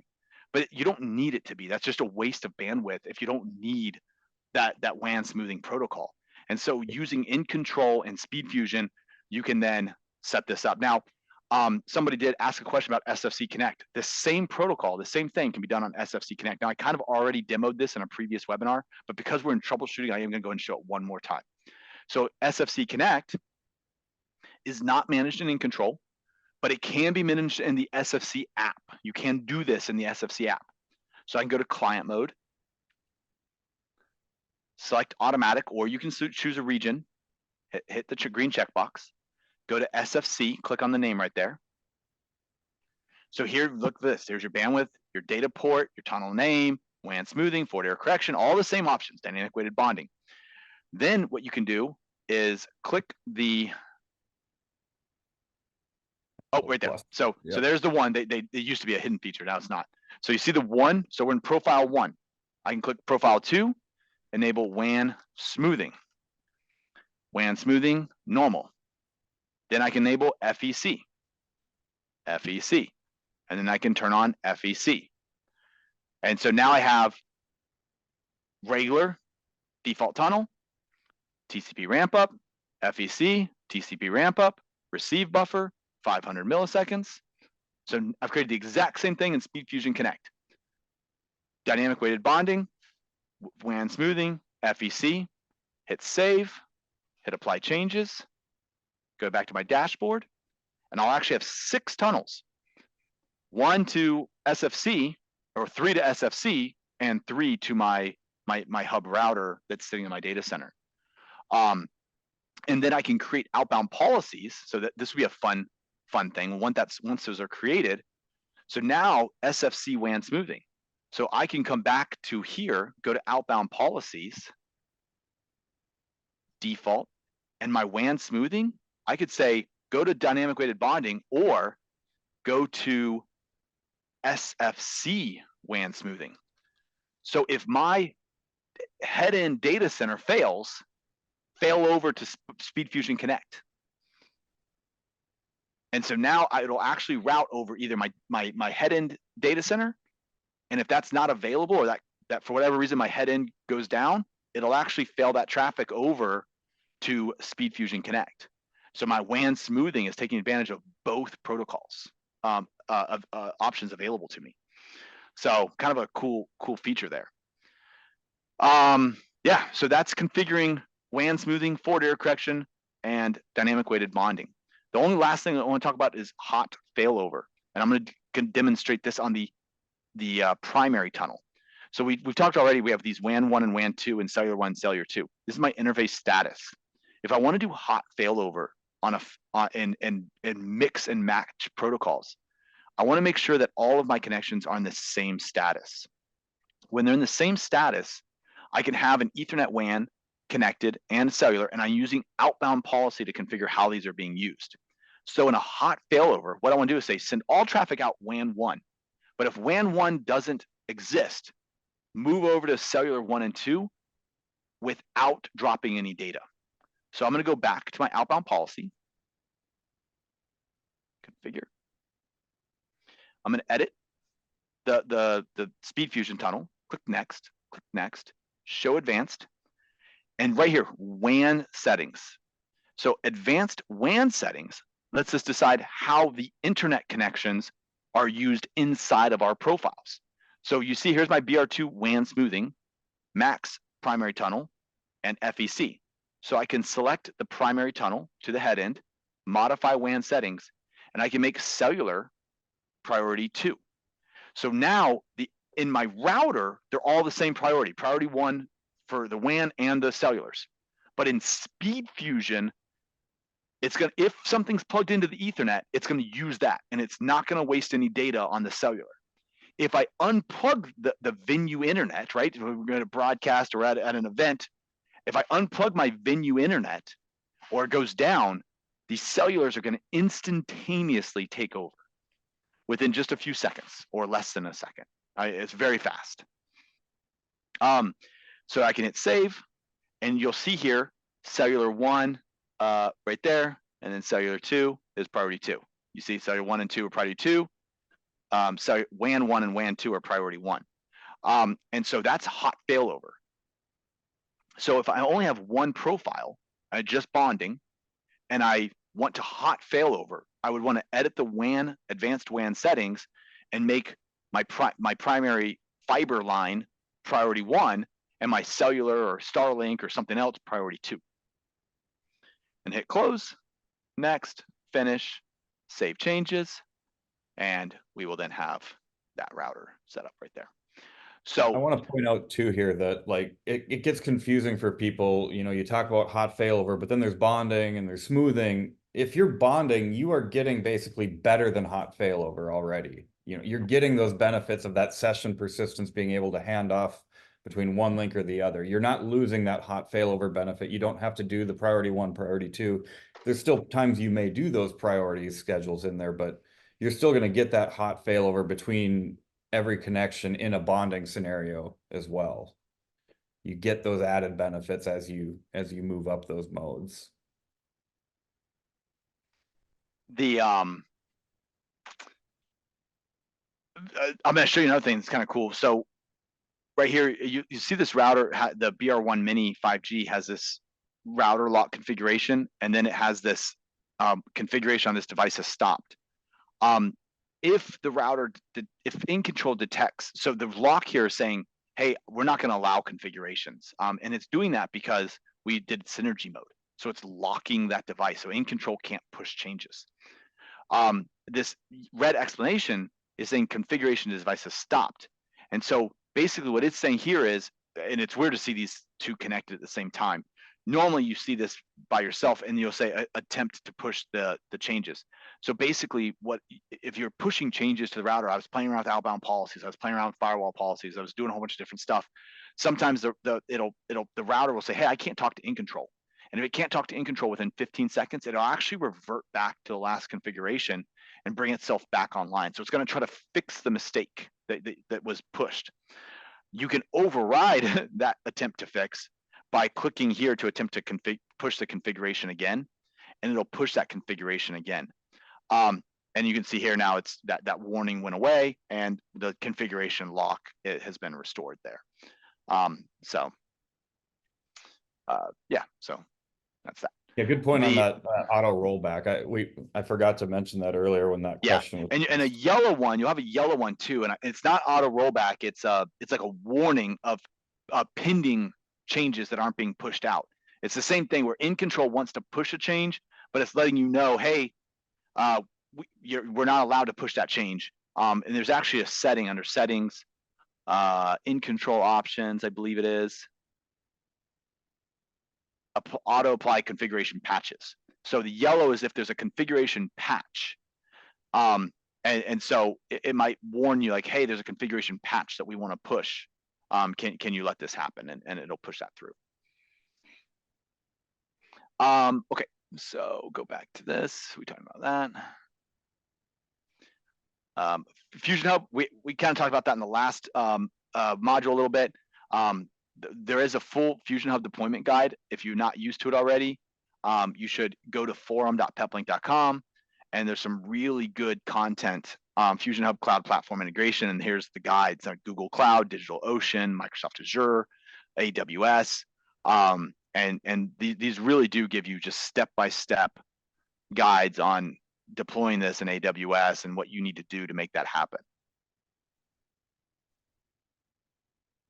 These clouds do change, so if you find the guides aren't quite matching up, send a ping out to marketing at Peplink. Let us know if there's something that's not quite lining up with the most recent version of this cloud or that cloud.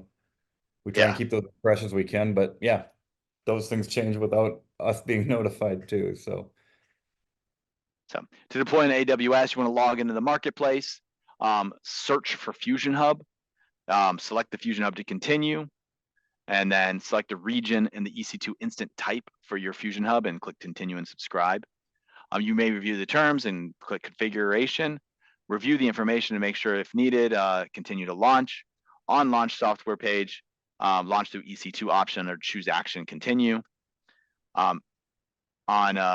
Select on in control, you want to go to configuration.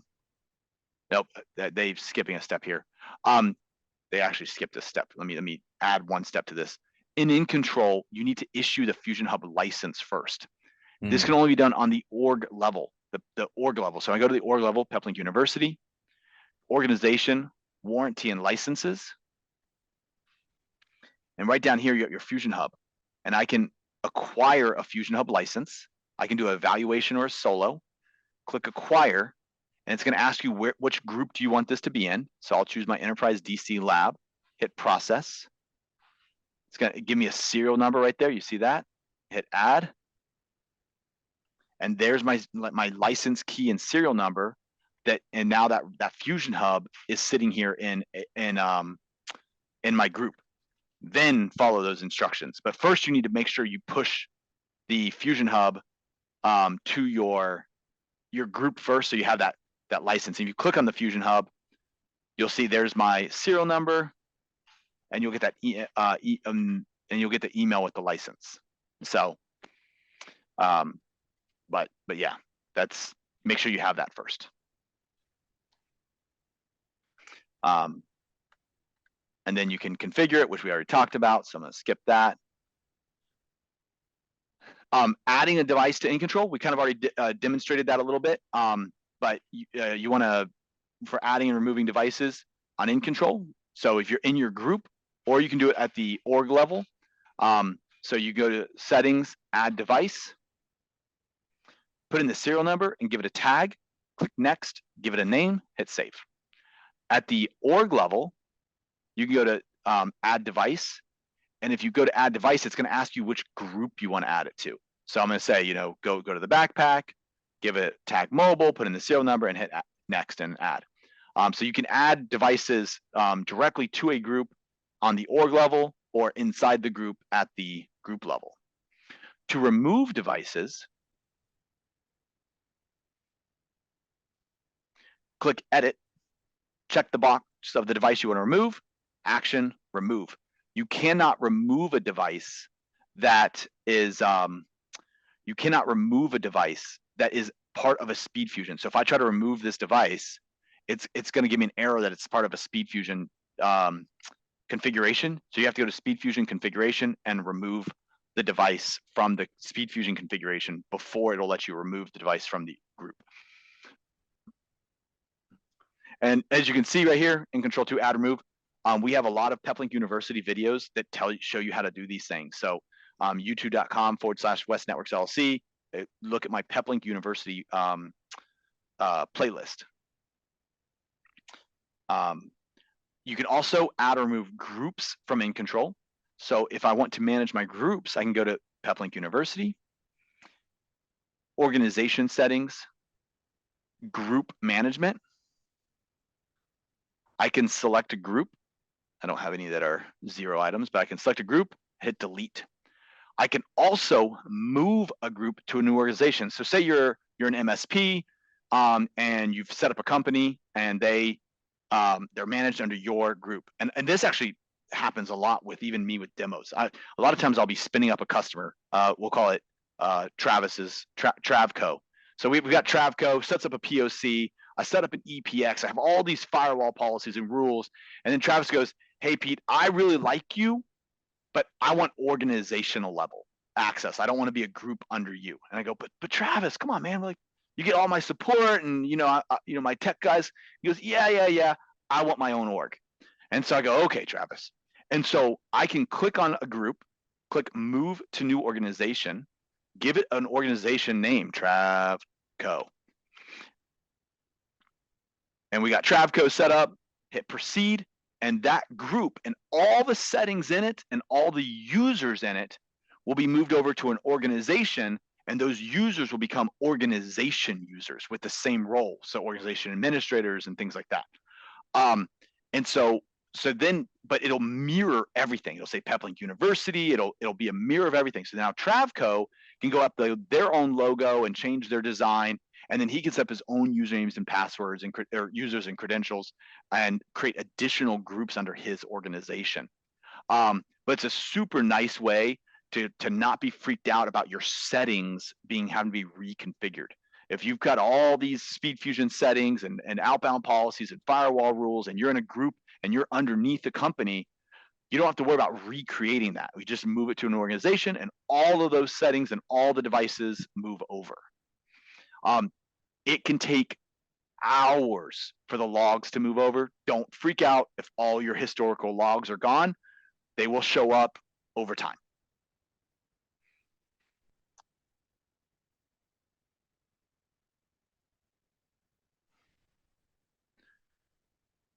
Creating an organization is also really easy. So under organization right here, you can go to your organizations on the right-hand side and scroll all the way to the bottom, create organization, and I could create Travco right here. And now we have the Travco organization. And so super easy to do.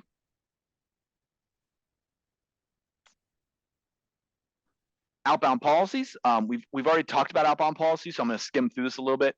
Outbound policies are basically traffic shaping or route shaping. Some people do this, like a Cisco guy they'll do a lot of prioritized routes, and they'll say, oh, how do I prioritize this route? I want this route to go to here first, then here next.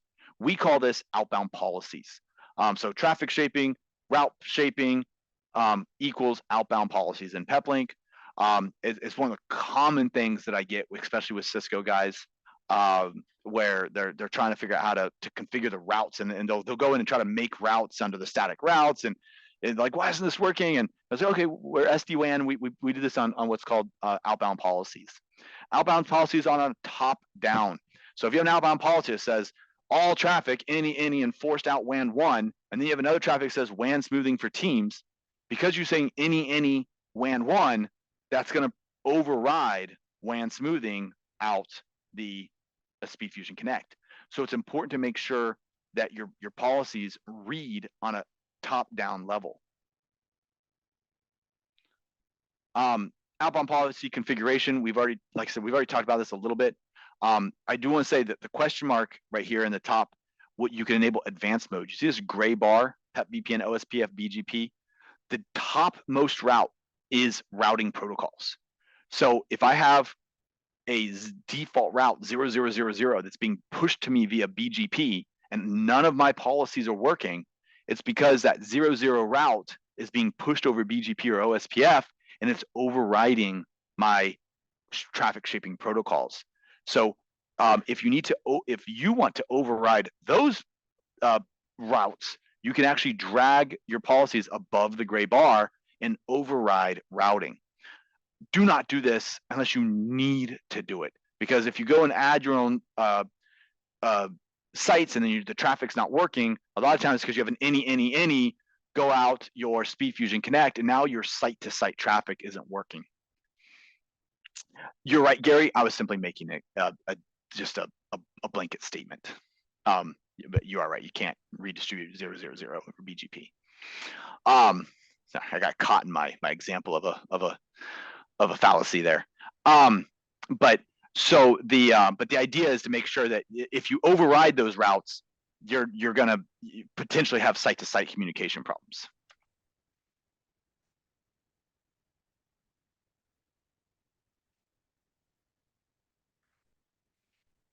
Outbound policies and in control. I love everything in control.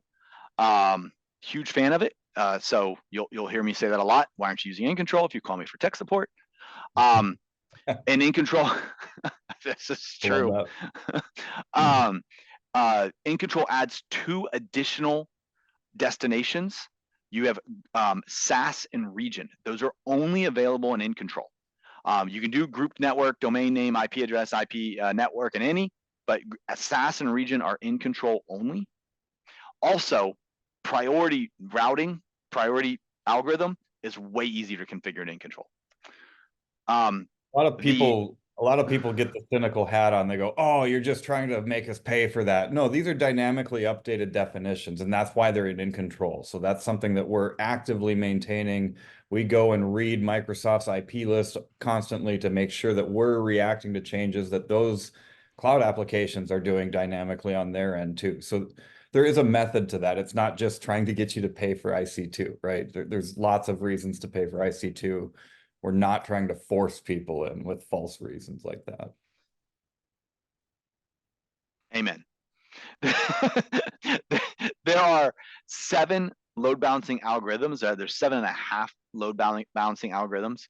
We have weighted balance. I already reviewed this, by the way, in module 2. So you can always go back and dig into that if you want to. But we have weighted balance, persistence, enforced, priority, overflow, least used, which historically has been by the downlink bandwidth. But now with requests from Starlink and a couple of our enterprise customers, you can now choose least used by downlink and uplink as of 8.4 firmware.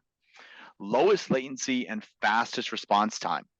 Lowest latency and fastest response time are 2 different things. Lowest latency checks every 15 seconds the latency to the 3rd hop out of each of your WAN circuits. So it sends a connection request out all of your WANs, checks the latency to the 3rd hop, stores that information, and then refreshes that every 15 seconds. That is your lowest latency. It's the lowest latency to the 3rd hop. Fastest response time sends the ACK out all of your connections, and the first connection to send a SYN, that's the connection used. All additional SYNs are discarded. So it's faster response to the destination. Lowest latency is to the 3rd hop. Basically, use fastest response always, unless you really know why. Unless you want to piss off Starlink, don't use fast response on Starlink. I'll get a call from the engineer saying, "Why did you say that on the webinar?" So do not use fastest response if you have 3 or 4 Starlinks together. That's a great example. So now we're going to talk about basic troubleshooting. So status lights, dashboard, active sessions, support CGI, and event logs. Status lights, obviously 6.3.2 is ancient, so maybe we'll update that status light image later. But but it works. It's the same. So on the balance and max, we're gonna have a power light, a boot status, Wi-Fi status, and cellular status. And the idea here is you have your power is gonna be red, then it's gonna be green, then the status is gonna be red and then green. If the power is red and never goes to status, or if the power is red and never goes green and the status never turns on, most likely you have a failure of your memory card on the drive or on the system, and process an RMA. Or if you bought on eBay, then throw it in the trash and buy a new one. If it is once the power turns green and the status turns green, your Wi-Fi will start flashing and then should go solid. And then your cellulars will start flashing and then go solid. The cellulars flashing means that they are in the connecting mode. So they've reset, then they've initiated, they've detected a SIM card, and now they're trying to connect to the internet. So the flashing of the cellular 1, cellular 2, cellular 3, cellular 4 is actually going to be, if you were to log in, it's going to say connecting. So it's detected a SIM card and it's trying to connect to the internet. If it never turns green, if it never starts flashing, that means it never gets to the detecting SIM card. So most likely it's going to say no SIM card detected if you were to log into the dashboard. In a healthy environment, all 8 of those lights are going to be solid green, assuming you are using Wi-Fi LAN for both modems or both radios. So your Wi-Fi should be solid, both Wi-Fi should be solid. If you see the picture like it is right now, with the Wi-Fi 1 off and Wi-Fi 2 on, that means you have Wi-Fi WAN enabled on the HD4 or HD2, the devices with dual radios. So Wi-Fi 1 is a WAN, Wi-Fi 2 is LAN. And so if you look at your HD4 and it only has one Wi-Fi light solid, you're only getting 2.4 or 5 gigahertz. You're not getting both. So just be aware of that. On the larger models, you're going to have the status panel, and then you're going to be able to have escape up, down. It's really interesting because sometimes people say, yeah, it says system status maintenance. That's good. If you see system status maintenance, you've got a healthy booted device. And then you can use the up, down arrows and enter key. There you go, right there. So you can press the enter key and go into system status, go down into your system and LAN and things like that, and check the throughput. You can actually go to maintenance and factory reset the router, or even reset the administrator password and log in. So if you forget the administrator password and it's not connected to in control, you could actually go into reset the administrator password right there. Should also point out you can manage and lock those through in control, so you can prevent somebody from wiping you out. So physical access is always the worst access. Let's go to my backpack. Oh wait, no, let's go to my enterprise demo because that has LCD screens. So in settings, device system management, we talked about the passwords. If you scroll down, you can actually go to LCD front panel, and I can actually assign a password to this. So I could say assign a random password or a shared password, and I make it 1, 3, 2, 4, and boom. Now the LCD screen on the 380 sitting in my data center and the EPX sitting to my right are going to have a little password option. And if I don't type in 1324, it will not allow me to do any further actions on those devices. So that's kind of cool.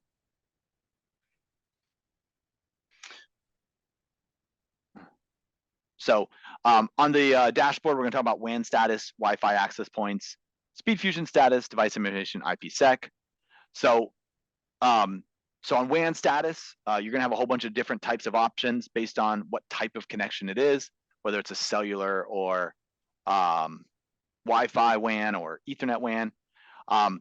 But what's important here, you have like this resetting, initializing, connecting, obtaining IP address, and then connect it, right? So if it's stuck on connecting, then it's not able to, if you see it connecting, it means it detects SIM card, but it's not able to get an IP address. So either your APN's wrong, or the actual SIM card isn't activated. If you're spinning it connecting, you're either it's not active SIM card, you didn't pay your bill or it never got activated, or you have the APN is wrong. So that's going to be your spinning it connecting. If you see it stuck at a obtaining IP address, that means it's actually picking up the carrier. But if it's not picking up an IP address, once again, account issue, but most likely not an APN issue because it's on the network. Now you could be where it picks up T-Mobile, but it actually is a static IP and needs to be B2B.static or something like that. So, but just be aware that connecting and obtaining IP address, if it's stuck at one of those two, usually it's account or APN or configure some band limitation that's there. On the Ethernet WAN, you're gonna have no cable detected, connecting, obtaining IP address, or if it's a static IP address, you'll say checking health settings. And then Wi-Fi WAN, you'll have that little connected to Wi-Fi signal on 5 gigahertz or whatever it's going to be. So there's your Wi-Fi WAN on 2.4 gigahertz. You see connected to Peplink. So you have that obtaining IP address, WAN failed ping test. That's means the health check failed. Checking connectivity on the cellular there. So scanning on the Wi-Fi WAN means it's enabled, but it's cell phone apps. You just have to. That's part of our content. Sorry, someone asked a question if there's a firmware to block cell phone apps. The apps would have to be it'd be part of our DPI or layer 7, so it's not cell phone specific, but it would be the apps. If there are specific apps you want to block, you can simply email support@peplink.com and ask for the app to be blocked, and they'll usually add it to your to the application application drop down. So there's I think there's like 1,200 or there's some ridiculous number of applications listed there. But if you have a specific application you want blocked, simply email support@peplink.com and just add them to add that app to the database. Would be right, if you Travis? block Facebook, it's going to block Facebook on a PC or on a phone. If you block YouTube, it's already blocking it on the app. It doesn't stop you. There's a lot of stuff like you can block TikTok, and I mean that application blocking it's a pretty robust list. That has been a pain in my neck, Audrey, for the block to actually have a landing page that tells you you're being blocked. It is currently a feature request, at least in my list of enterprise features.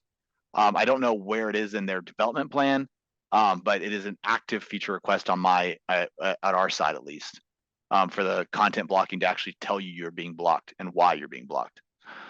But right now it just blocks it, and then you just think the internet doesn't work, but it works.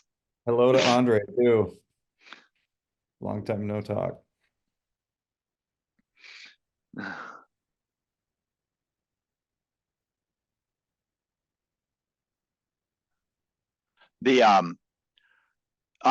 If you have questions or problems related to actual that Clay you just asked, just send an email. We can check settings. I want to do troubleshooting particular features on the webinar. I want to review the features and make sure we have enough time to get everything done.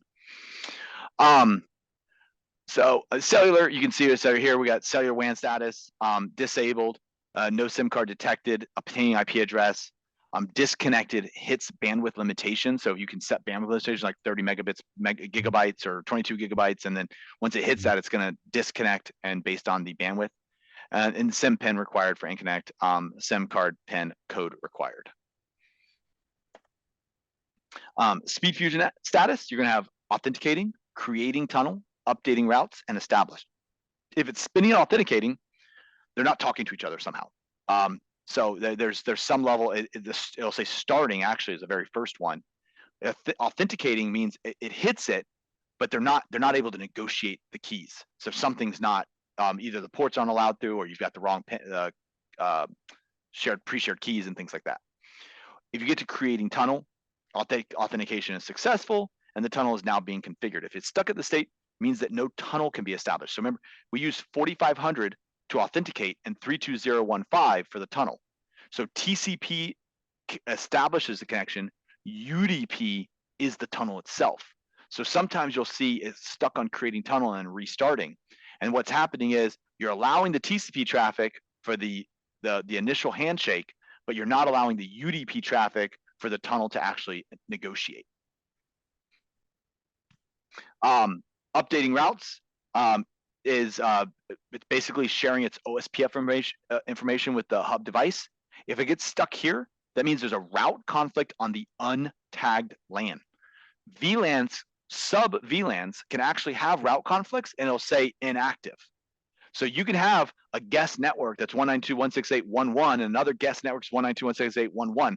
As long as your untagged LAN are unique subnets or you're in NAT mode, but as long as they're unique subnets, it'll actually still establish on the untagged LAN, and then it'll say inactive, and then list the routes that are inactive on that tunnel. So VLANs can conflict, untagged LAN cannot conflict. And then established, the tunnel is authenticated, established, and routing info has been exchanged. I actually don't hurry. Sorry, I don't want to butcher that. I don't know that PEPX XIMs on the. I don't know what that means. Read the logs from the PEP XIMs on the router. Do you mean like the SIM injector possibly, or? Yeah, I'm not sure what, if you can restate that. Oh, remote injector. Okay, the SIM injector. Sorry. I don't think you can. In touch would be the answer. Yeah, in touch. You or log into the SIM injector itself. The SIM injector is not going to put logs on the router. And the SIM injector is weird right now. Anyways, I mean, it's a risk. I mean, the thing boots in like a millisecond. I mean, it boots so fast. It's like the risk processor. It's very limited interface. But you can use. I use InTouch to manage my SIM injectors, and I really like it. I'll DHCP reserve them, and then I add them into InTouch, and then I can just log in and manage those devices. And then so on the dashboard, you'll see Wi-Fi access point. So you'll under Wi-Fi AP, you'll see the Peplink, the SSIDs available. If you're using the controller, you'll see the number of access points, how many of them are online, and how many connected clients you have. There's a little toggle on off in the right-hand corner of the Wi-Fi AP status bar. That turns off the radio. So if you're using Wi-Fi WAN and you turn that off, you're actually turning off the Wi-Fi radio. So be aware that on off is going to be the radio status.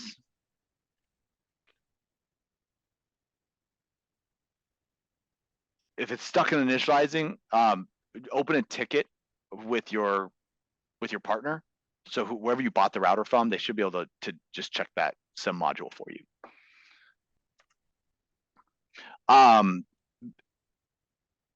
At the bottom of the router, you have device information. So that's going to give you the model number, the firmware, how many your uptime, CPU load. Sometimes you also have temperature as well if there's a temperature sensor in your router, and then throughput. So that's going to be your current throughput utilization.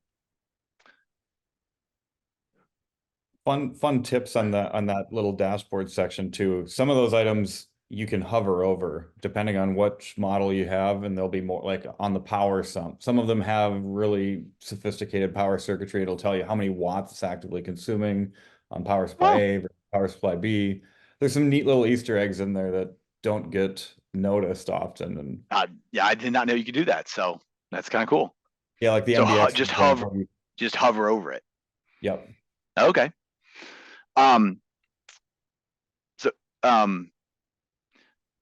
This says IPsec VPN, but that's wrong. At least for this dashboard is concerned. So this is just continuation of the dashboard. Your cellular in 8.4 firmware, or actually in 8.3, they changed the layout of they kind of unified the max and the balance UI. The left-hand side right there, where it says cellular, if you click on that, you're going to get the interface configuration options. On the right-hand side where it says no IP address, if you click on that, you're actually going to get all of your cellular setting information. So the settings for that interface. And so you'll see like your IP address, what channel you're connected to, your model of your firmware, what modem you have, your IMEI, your ICCID, your EID. If you're running 8.4.1 and you want to do eSIMs, you'll get the EID. It's all going to be under that right-hand side where it says no IP address, or it'll say an IP address if you're connected to the internet. Then you have your LAN interface. This is your untagged default VLAN IP. So this is that untagged LAN interface. And then you'll have your IPsec VPNs or GRE tunnels. Those are going to show up right there, and you're going to have connected or connecting, and then partially established. Partially established means when you set up IPsec, you have to set up the remote and local networks. Partially established means that the remote side and your side are connected, but only part of the list of IPs synchronized. So something like they either don't have all of your IPs or you don't have all of their IPs, but either way, it's only partially negotiated the list of remote and local IP addresses that are trunking the tunnel. And then established without that will then just be, that means that it's both sides successfully negotiated their local and remote IPs and have connected. Active sessions is a great way to see what's happening on your router, but also to make sure your outbound policies are working. We actually brought this up last module as well when we were talking about outbound policies. Active sessions is a great way to troubleshoot or to ensure that your policies are working. If I'm setting up a Teams meeting and I want to make sure that my Teams application is going over WAN smoothing, I can actually go to active sessions, hit search, and then see my team session and see, okay, it's going in WAN smoothing. If it's going out bonding, that means probably the priority is wrong. I've got the bonding above the teams, or the teams, it's not hitting that rule properly. So active sessions is a great way to do that. And you can do that in active sessions. We've already shown it a little bit. We go to the router, go to status, and then active sessions. And this is my BR2, so it probably won't be a lot there. I was going to do it on the active sessions. And you can see, I kind of see I've got some traffic going on. I've got some users. So you got a couple devices on this network. And then you can see all the interfaces that are using throughput. Now I've got an enforced, everything is supposed to be going out this GRU fiber. So I should have nothing going out anything else, because I actually created an enforced policy that says all traffic goes out the fiber. That way I could screw around with all the other connections and not mess it up. I can go to search, refresh, and I can select my interface. Is anything going out my VPN? Search. No, nothing's going out the VPN, you see? So I can, is anything out going my BR1 Pro 5G? Nope, it's not. Sorry, BR1 Mini 5G. And so you can see which connections are occurring and where they're going out. So here's my source IP address, my destination IP, and look, zoom. So that, I mean, that's probably me. I bet you I'm 113.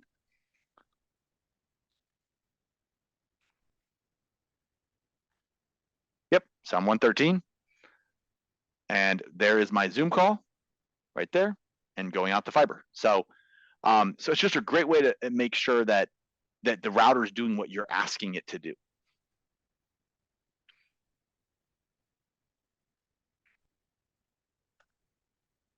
Support.cgi, I've shown this off several times throughout this webinar series. If you go to the URL of the router and then just double click on that index.cgi and change it to support. Oop, I did supportee, sorry.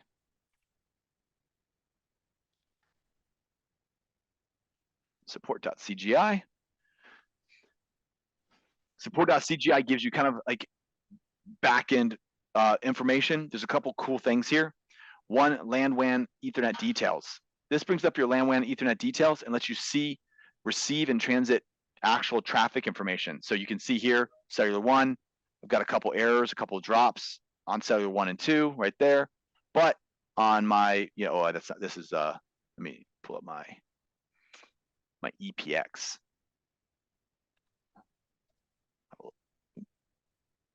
Apparently I can't. Oh my gosh. Words. I know, right? Okay, so the LAN WAN details, and you can see there, I've got a couple errors on my Starlink uplink. You can see there's my SFP1, my LAN. You can see that it's negotiated at gigabit. My Starlink or my WAN is negotiated at 10 gigabits, full duplex, it's okay. And so you can kind of see these, and there's my cellular 1 right there, my cellular 1 and 2. And then look at this, there's my BR1 Mini 5G cellular 1 right there. So it actually, that shows up, and there's my WAN 1. So that synergized device shows up right here in my support CGI as interfaces on the router. Here you can see my remote assistance capabilities. I can start cellular diagnostics. I can check cellular firmware updates. I can enable watchdog support. I can customize my LAN WAN MAC addresses if I need to.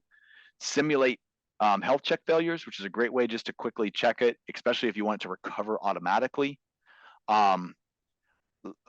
Logical health check information kind of shows you the history of the. You should have 0 drops really, but I mean, I'm in a closet with my building is a bank, so I'm in a building with metal and concrete walls, so I'm going to have errors, but you shouldn't really have any drops on your connections. Usually that indicates some level of a problem. Yeah, and if you look at like the Ethernet side, you know, he had 18 errors on that Starlink interface versus like millions and millions of packets. Yeah. Really So speaking, that's not an issue to worry about. yeah, exactly. It's such a little, and because I was swapping cables and everything like that, it's not a big deal. But if But you you keep seeing definitely, that number go up, like you refresh the page and that 18 goes to 25, it goes to 45, like now you really have a problem there. And that's something you need to yeah, start. you have a negotiation issue somewhere. So click on this. Yeah, see, it's still 18. So most likely when we were screwing around with something, there was some traffic drops there. But if it's going up a lot, you want to be careful about it. Drops is That's a thing too. Like drops doesn't necessarily mean a problem. Like errors versus drops, like yeah. drop sometimes packets are just not destined for that Yep. interface. It will drop it, and that's normal. That's how you. Errors is what you really want to pay attention to. Drops just means it just didn't get to its destination. You might want to check your outbound policies though. So if you have you had a lot, so if you have that many, you might want to check your outbound policies. So health check simulation, scheduled reboot is a good thing there. Banner support for PCI DSS compliance. You have to have a banner capability there, so you can do that there, and you can do that in control as well. Net flow can be done in control, or it can be done right here. So there's your net flow configuration. And then DPI support, you can turn on in control or turn on right there. And then the other big one is, sorry, give me 1 second. Remote capture, network capture. So if you need to capture network, you do a Wireshark capture, you can start a Wireshark capture, grab all the content. If you do it natively, it'll be 20 megabytes or until the router is out of resources. If you only have 8 megabytes of store memory available on the router, it's going to stop at 8 megabytes. So it's 20 megabytes or until the router is out of resources. That might or might not be a test question, but it's 20 megabytes or until it's out of resources. If you need to be more, if you need to be more than 20 megabytes of data, you want to do a remote capture. So you check this box right here, send it to an IP address and a port, and you can send that right to your Wireshark listening laptop and capture that information in real time. And then that'll stay persistent until you reboot the router. So you can start that, and it's just going to send all the Wireshark information there until you reboot the router.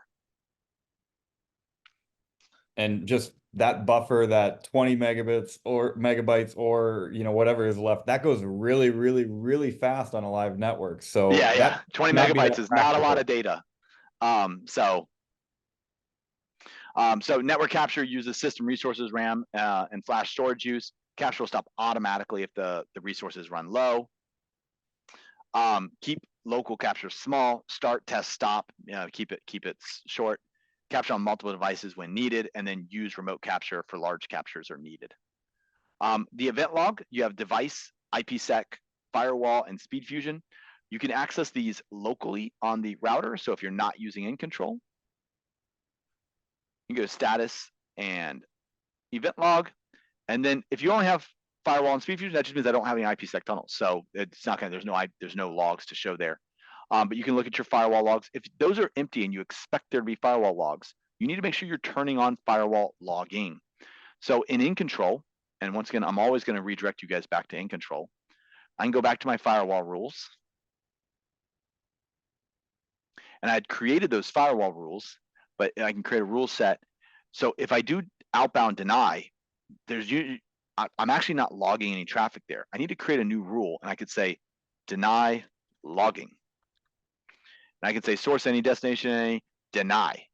event logging, check that box, hit OK. Now I'm logging the denied traffic. So if I want to do an inbound logging, I could say deny logging, any deny event logging on the inbound. I'm going to delete this so I don't accidentally kick myself off the internet. So now I can deny all inbound traffic. That's my bottom rule. I can make my default deny as well. But if I want to see what's coming inbound, I want that to be logged, I need to turn on logging. So firewall rules will be empty if you don't enable logging. That's the whole message here for you guys. And there it is right there. So enable firewall logging if you want to track that. This can, by the way, if you're doing lots and lots of traffic, it can fill up your memory pretty quick. And Peplink does purge that information, but the history goes away quick. I've got customers running, terabytes of data a day, and the event log is just going to be just a couple hours long.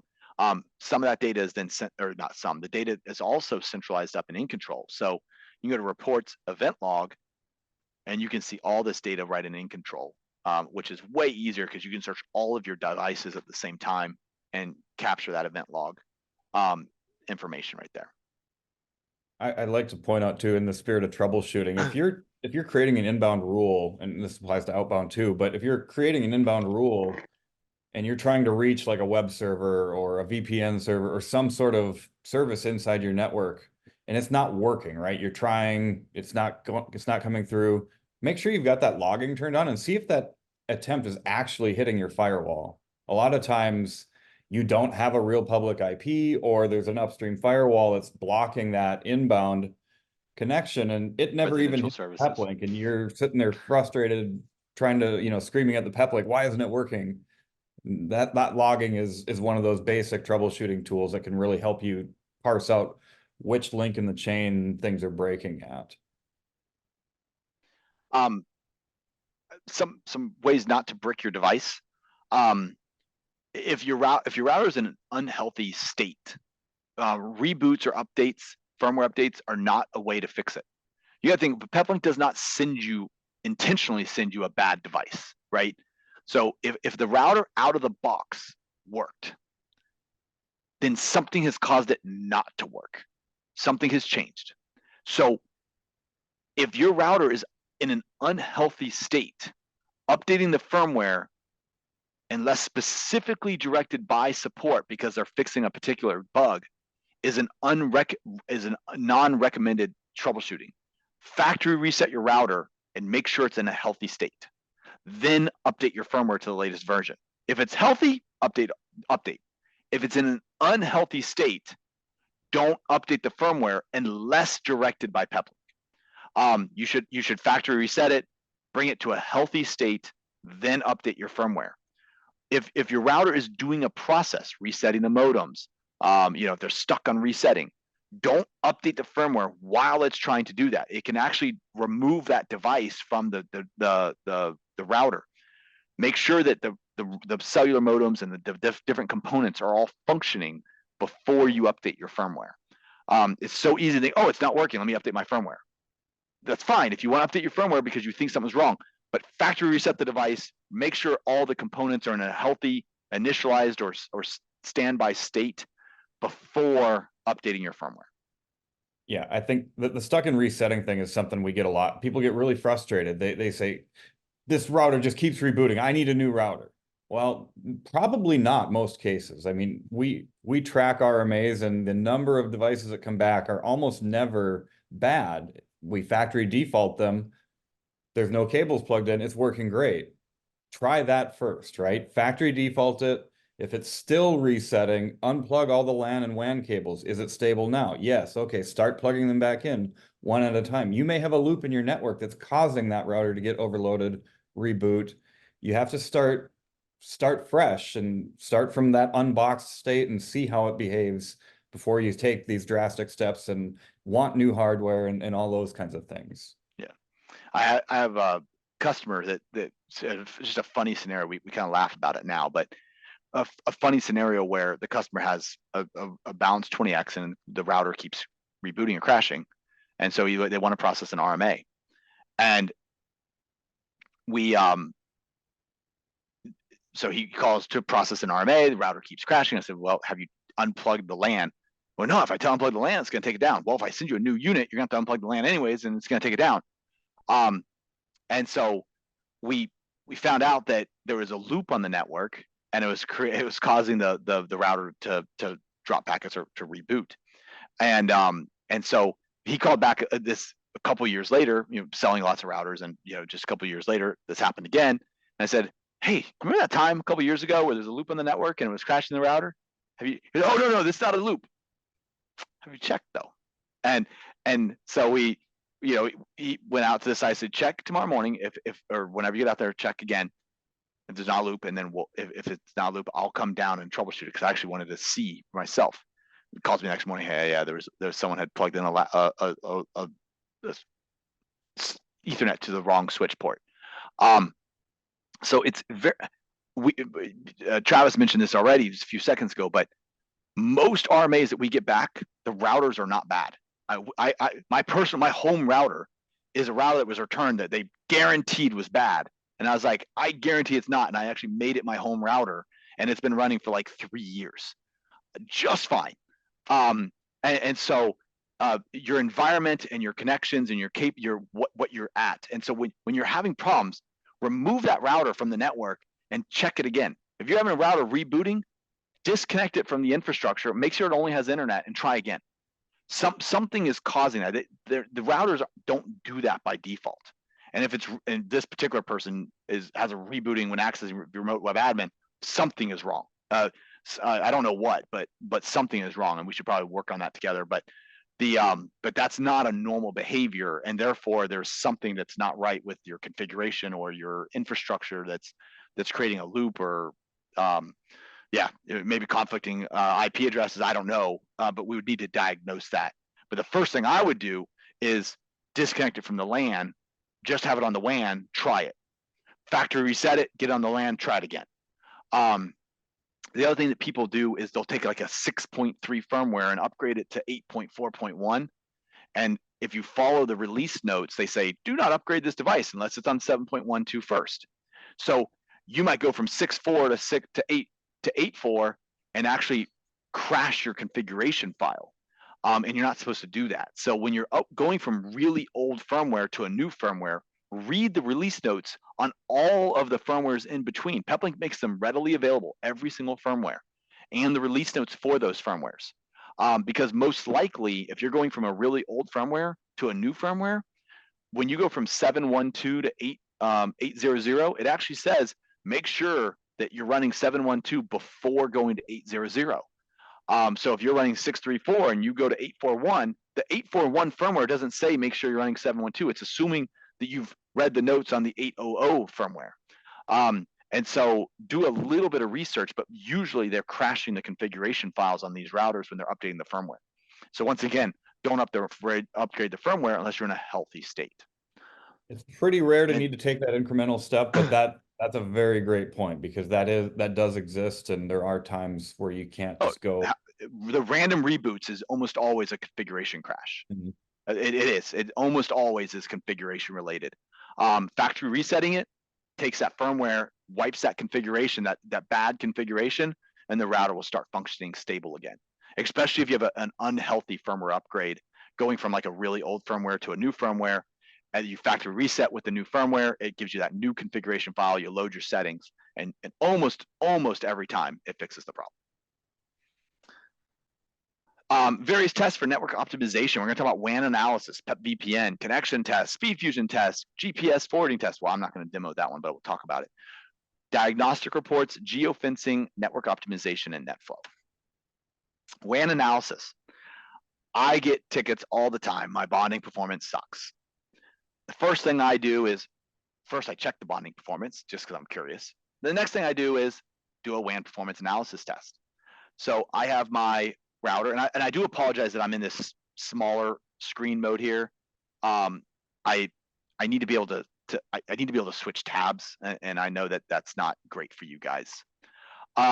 So WAN analysis allows me to check 2 points end to end and then compare that to my SpeedFusion performance. So I'm gonna go my SpeedFusion backpack. on the head end unit, let me hold on a second. Just gonna bring up the data. I'm gonna make it the dashboard. So it's there we go. Okay, there's my BR2. Okay, so let me close all this other stuff. Okay, so I got my BR2. Okay, so my head end unit in control, I'm gonna go to head end, settings, device tools, and then I'm gonna go to WAN performance analysis server. I'm gonna turn this on. So now, and anybody actually that's on this, this is open to the internet right now.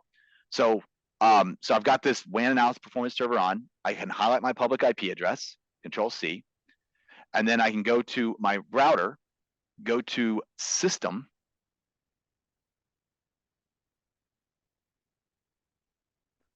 WAN analysis down here. As a client, I can choose my cellular 1 and cellular 2, paste in that public IP address, do a download test, click start.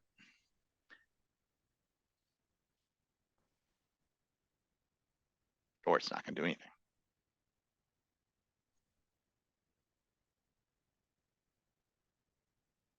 Why did it do that? Did I create a deny all outbound rule? Hold on one second. I might switch over to my EPX. Let me switch over to my EPX real fast, guys. I was screwing around. Enterprise DC Lab. I'm gonna pull this EPX real fast. Settings. Remote web admin.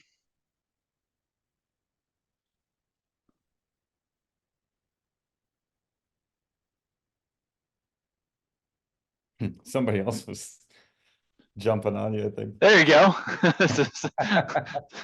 Messing with my 380 there. Okay, so the system, WAN analysis. As a client, I can check my my BR1 and my and my GRU fiber, put in the public IP, do a download test, hit start.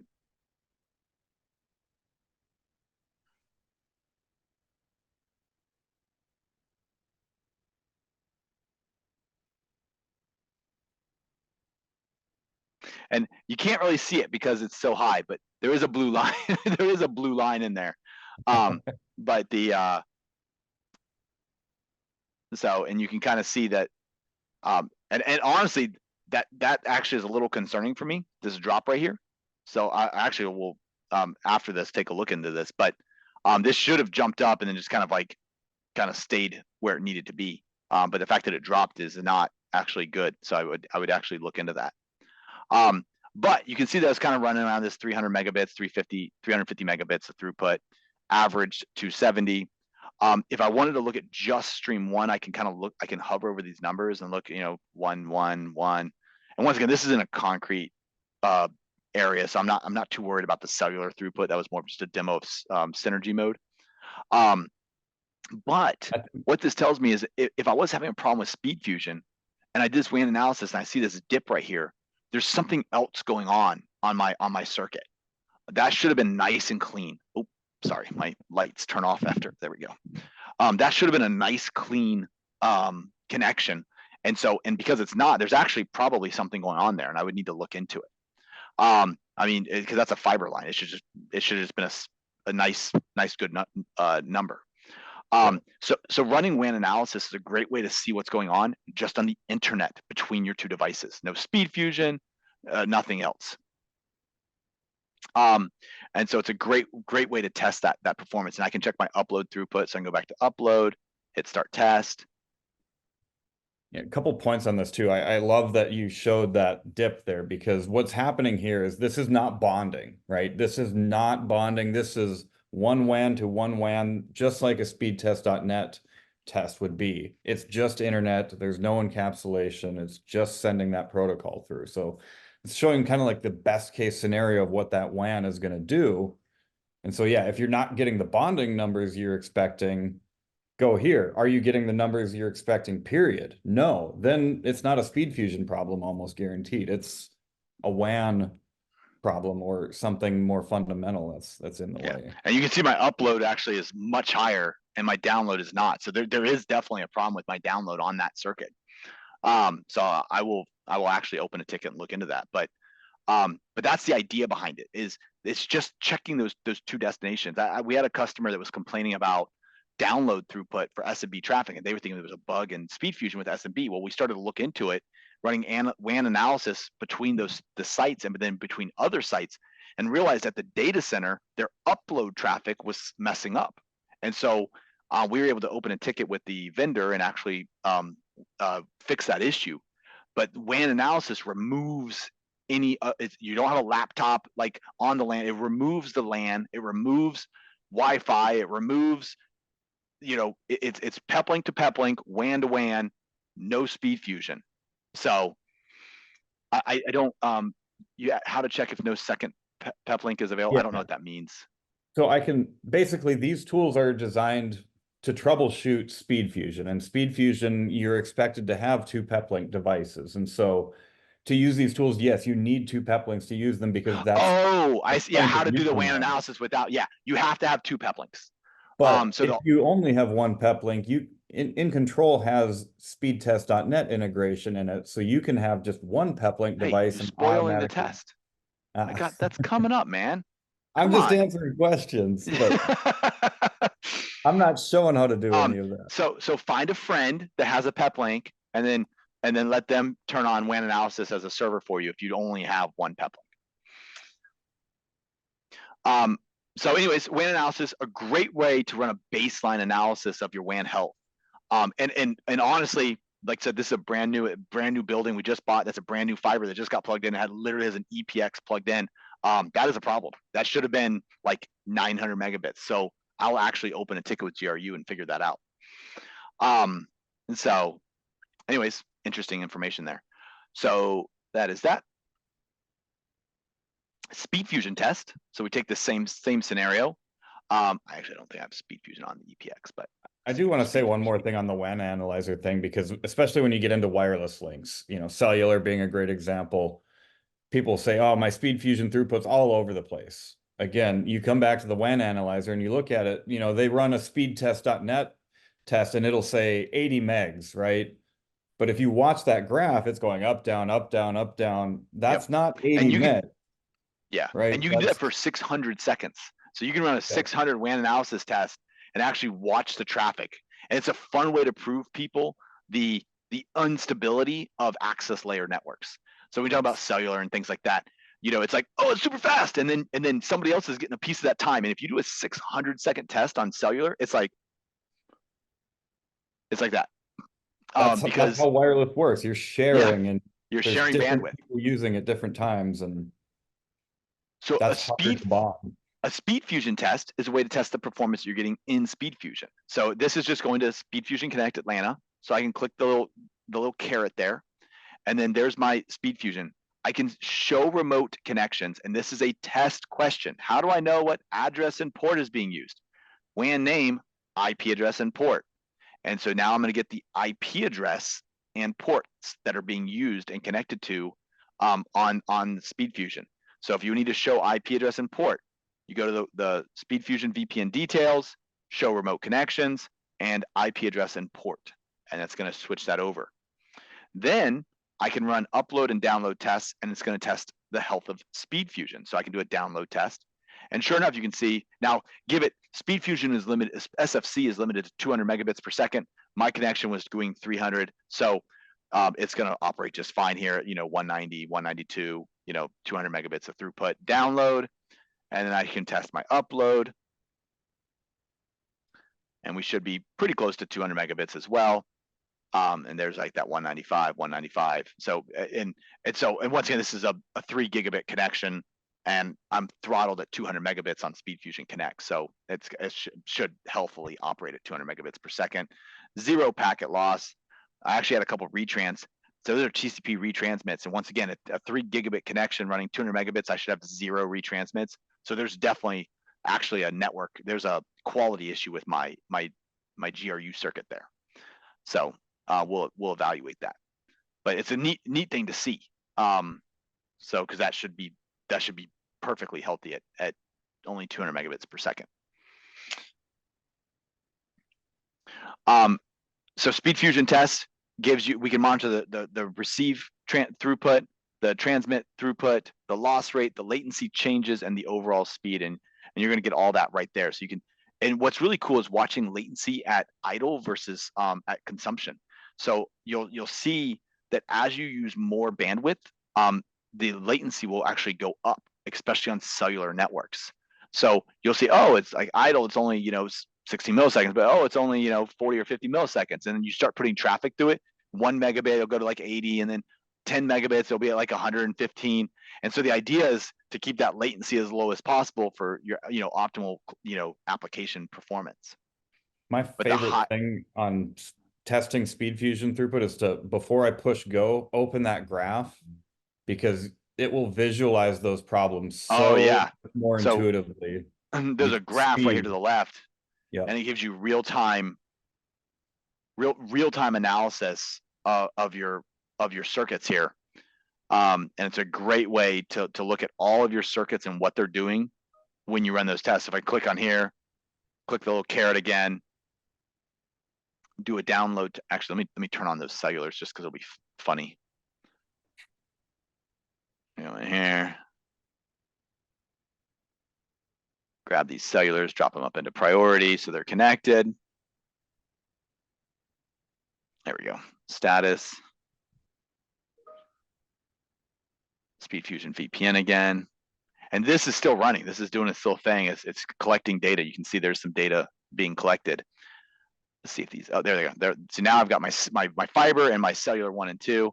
That 5G is not working. They're not transferring data right now, but that's fine. Hit download, hit start. You can see, I mean, they're sucking up data right there, 13, 14 megs. I'm, get my 200 megabits, and then I can go to this graph over here and I can watch them all. So I can see all the connections, what they're doing, quality, uplinks, and then I can scroll over and find my cellular connections. There they are. And I can watch these cellular connections and the quality of those circuits and what they're doing during those tests.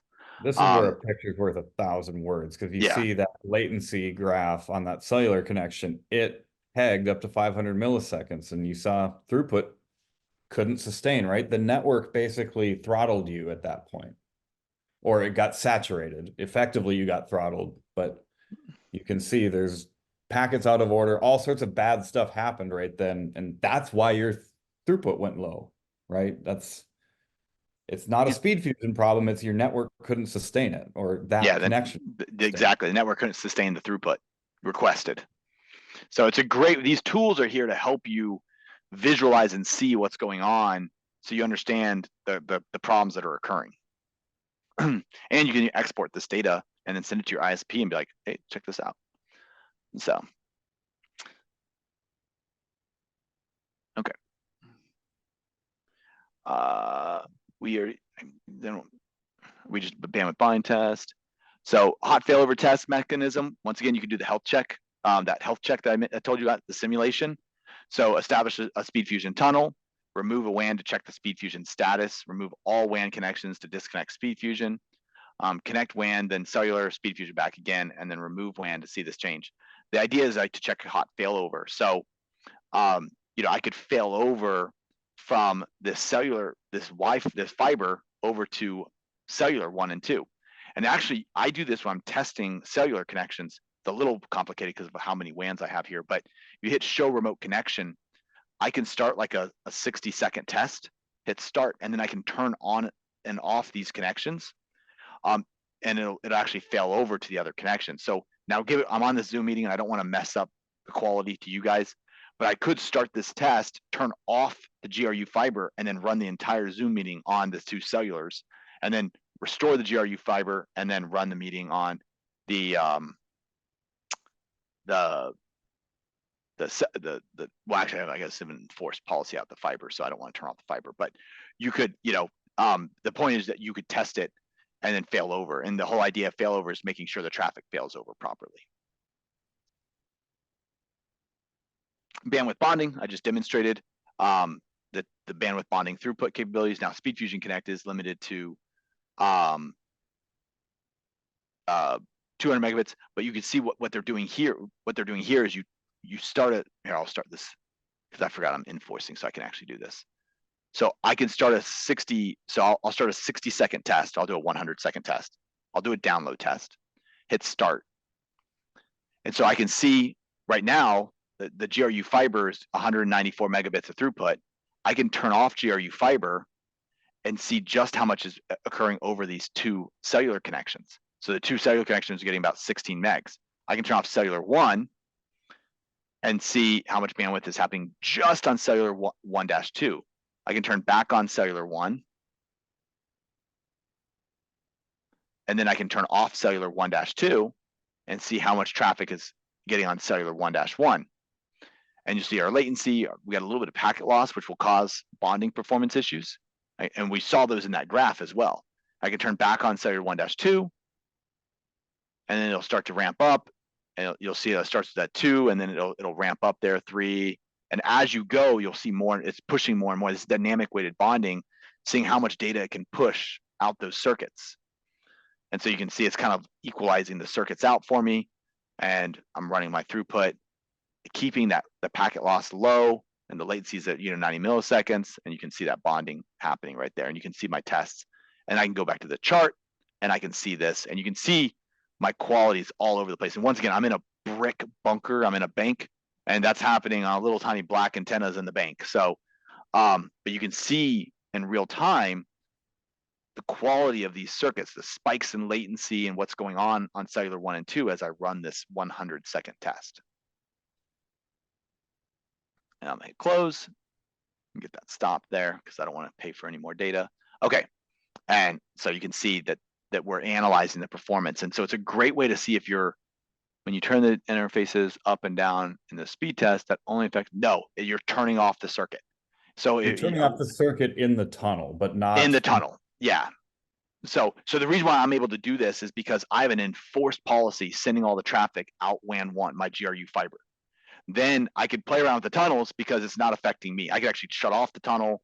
It would not affect this webinar because I'm not using the tunnel for my internet right now. But if that's a production tunnel and there's traffic going over it, you are shutting down that circuit inside that tunnel at that time. So, and you can see right now it's yellow. That'll stay that way for 15 minutes and then it'll turn green. So if you turn off on this right here, this is yellow, manually disabled. So if I show remote connections, I forgot to turn it back on. So for 15 minutes, and now in 15 minutes, it'll turn back on. So if you mess up, wait 15 minutes and it'll recover itself. But I can turn that back on and then it'll go on. Now, the other thing too is if you turn it off and then I turn off this one and I turn off this one, watch what will happen. They'll actually all stay on. You see how they're all green?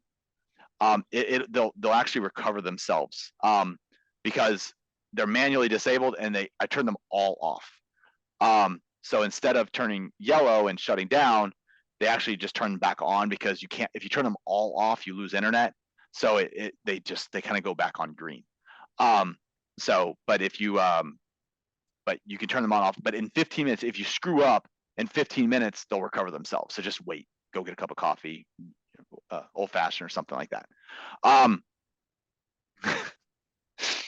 So just be aware of that.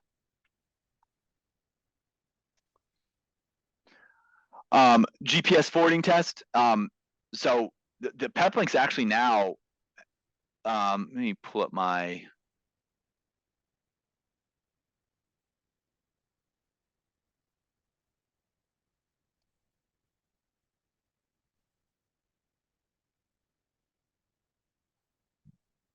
GPS receiver.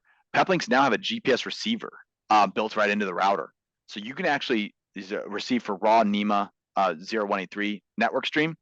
You can actually set this up, put in a port number, and then access control, set up who's allowed to access it. And you can actually receive GPS data right into the Peplink router, which is really cool.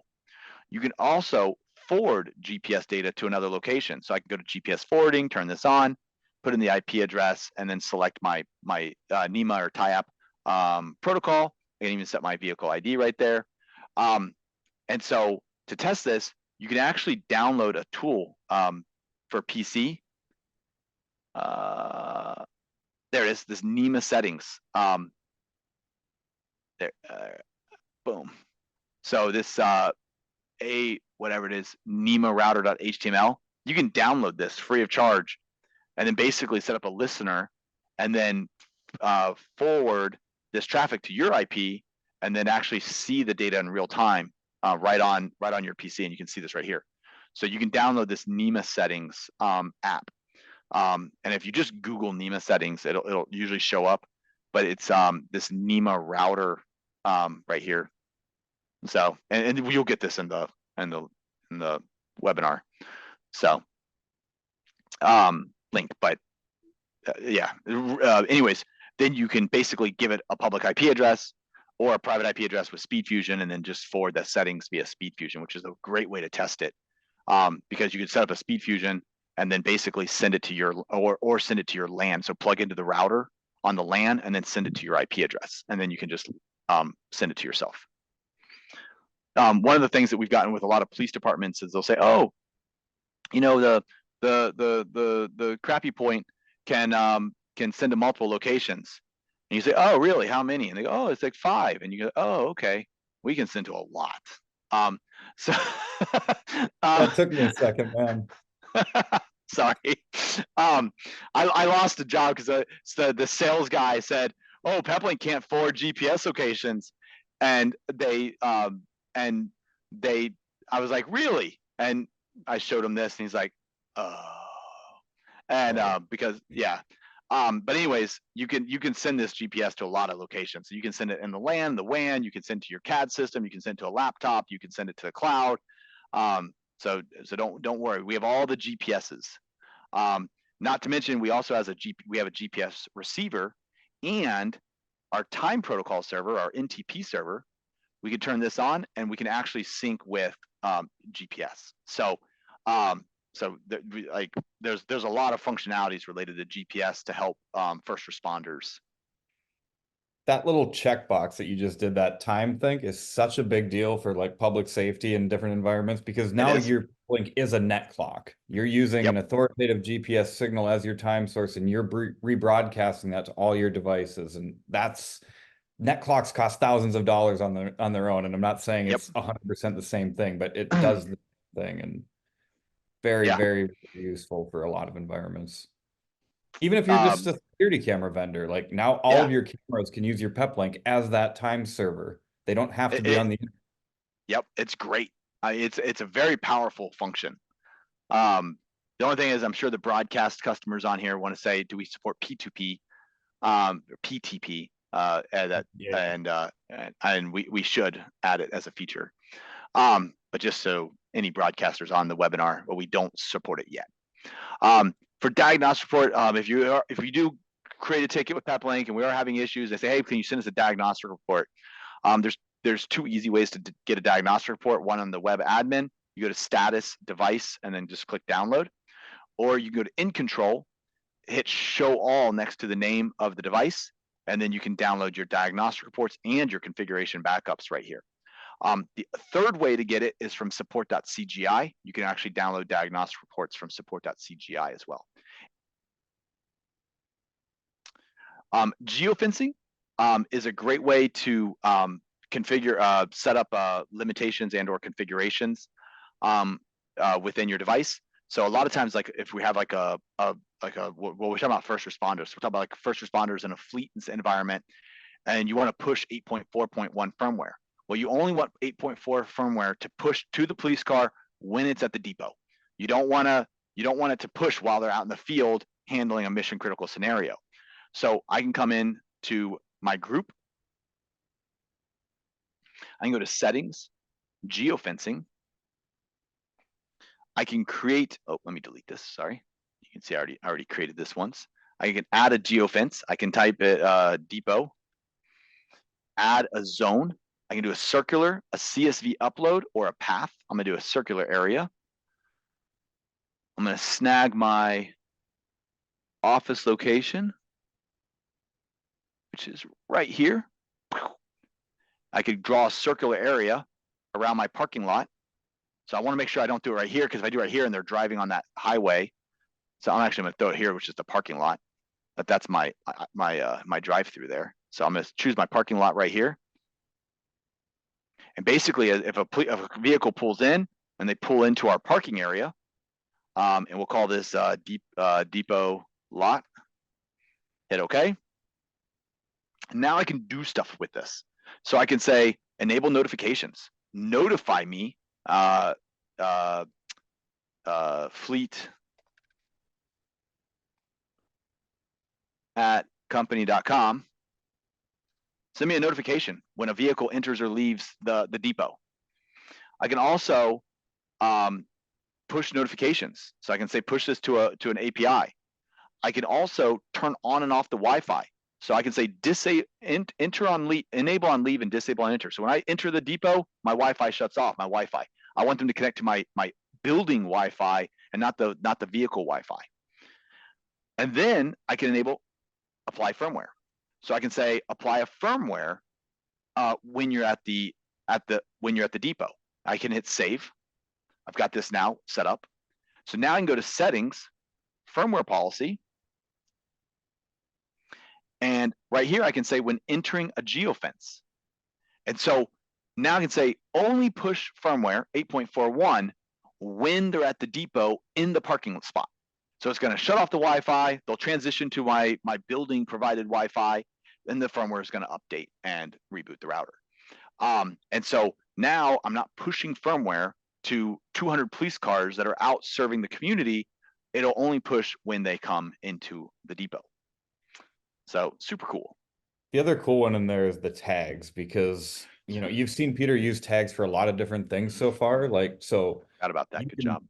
You can make the geofence add a tag, remove a tag as they come in and out. And then all those things like VLANs, firewall policies, all those things that we've looked at before can just waterfall into that device as it leaves and enters that area.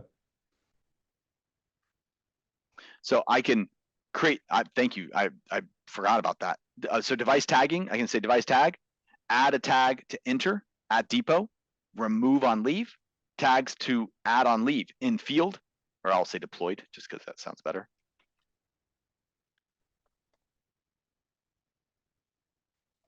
So add a tag on leave. So when it leaves the parking lot, the tag will be deployed. And now I can say, show me all devices deployed.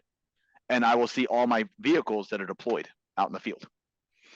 And then you can apply firewall policies. So I can say, when it's deployed, have a different set of firewall policies than when it's at the depot. So you can have firewall policies that are applied. You can have the router do things. You can also then create a tag. Let me just save that real fast. I could create a tag right here, and I could say my service area is the city of Gainesville. So I can click on this and say GNV, add an area, GNV, click this, and choose the city of Gainesville. And then I can have notifications, like email notification to fleet or manager saying they've left my region. If my service area is Gainesville and a vehicle should not leave the city of Gainesville, then I want to be notified if it leaves the city of Gainesville. And so you can put in your parameters and then actually be notified, and then maybe even apply some other devices like maybe stolen or warning, and then actually have it run different criteria there to protect your fleet. So kind of cool options there as well. And it's all built into in control, no licensing or additional charge or anything like that. Yep, no higher tier subscriptions to get these features, right? It's all you got it or you don't. Network optimization, we've talked about this before. Bonding, so typically bandwidth bonding, you should operate within 50% of each other. I just demonstrated it's supposed to be 3 gigabit, but obviously not. So we'll say a 300 megabit circuit bonding with 2 cellular connections at 8 megabits per second, and they're working. Historically, bandwidth bonding would actually slow down the 300 megabit circuit to a smaller range. Thank you.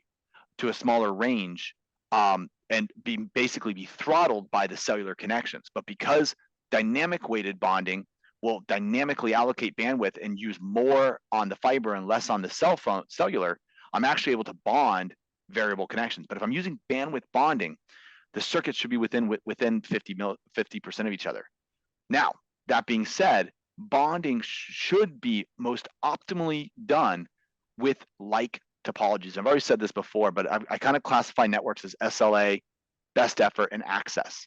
Bond your SLAs, hot failover to your lower quality circuits. If I've got two SLAs or an SLA, and then I've got a best effort or an access, then bond my SLA and then hot failover to my access. Don't bond them all together. You're going to have a less than ideal performance. And it might be, SMB traffic standard, stuff happening like, because, like Cox cable, or I don't want to bring out a particular ISP, a typical cable modem will have like a gig down by 30 up. Well, if I'm bonding that with a gig by gig, you're not really, you're getting, the download, I've got 2 gigs down, but I only got one gig by 35 megs up. And then you've got 18 milliseconds on the fiber and probably 80 milliseconds on the cable, and so you're adding latency without benefiting from the performance increase. So bonding like connections are really good to do. Yeah, I want to just double down on what you said, because that's such a great example, and like we saw Peter earlier, he had 2 connections in priority 1, and then he had 2 connections in priority 2. He's bonding the 2 connections in priority 1, and then he's hot failing over to a bonded set of priority 2 connections. So it's only bonding priority 2 together, hot failover to the other bonded group there. So you're getting both of those features in one tunnel.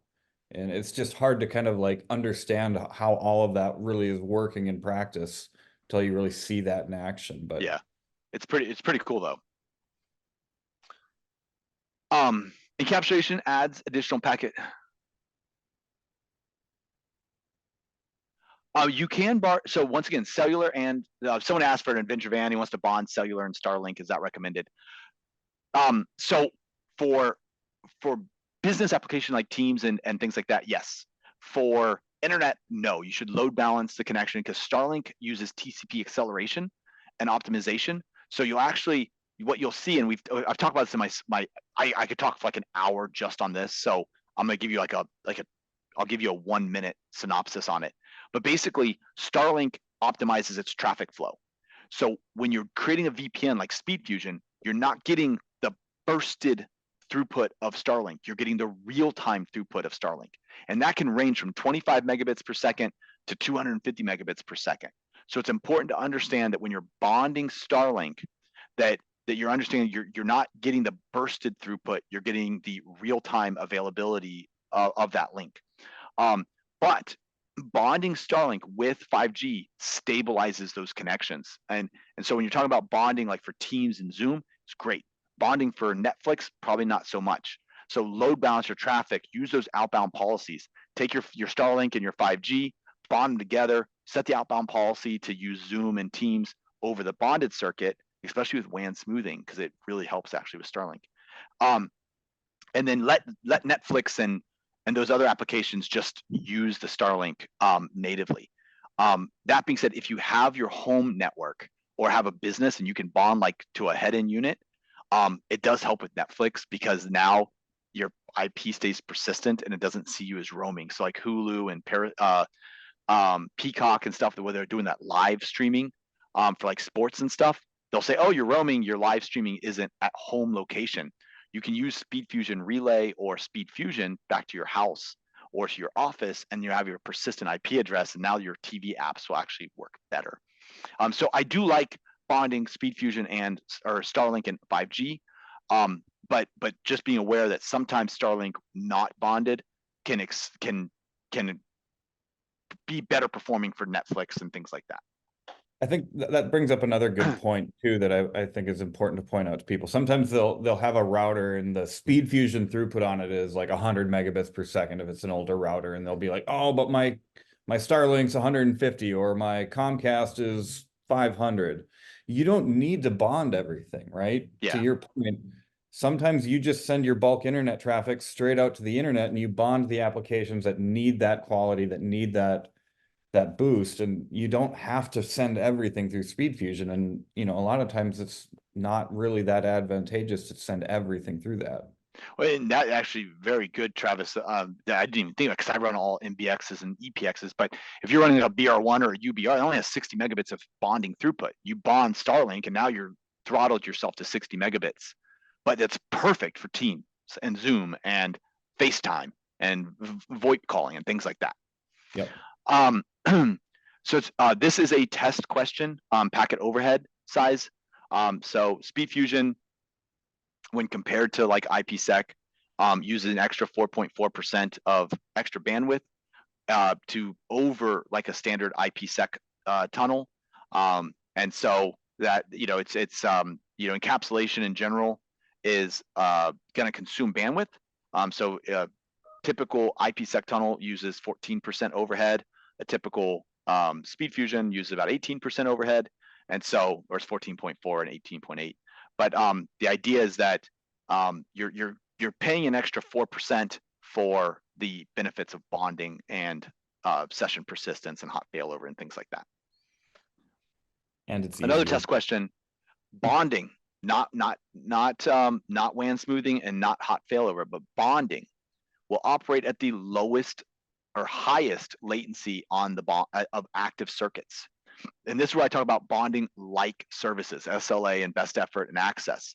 When you bond a VSAT that has 800 milliseconds with two LTEs at 100 milliseconds each, your VPN is operating at 800 milliseconds.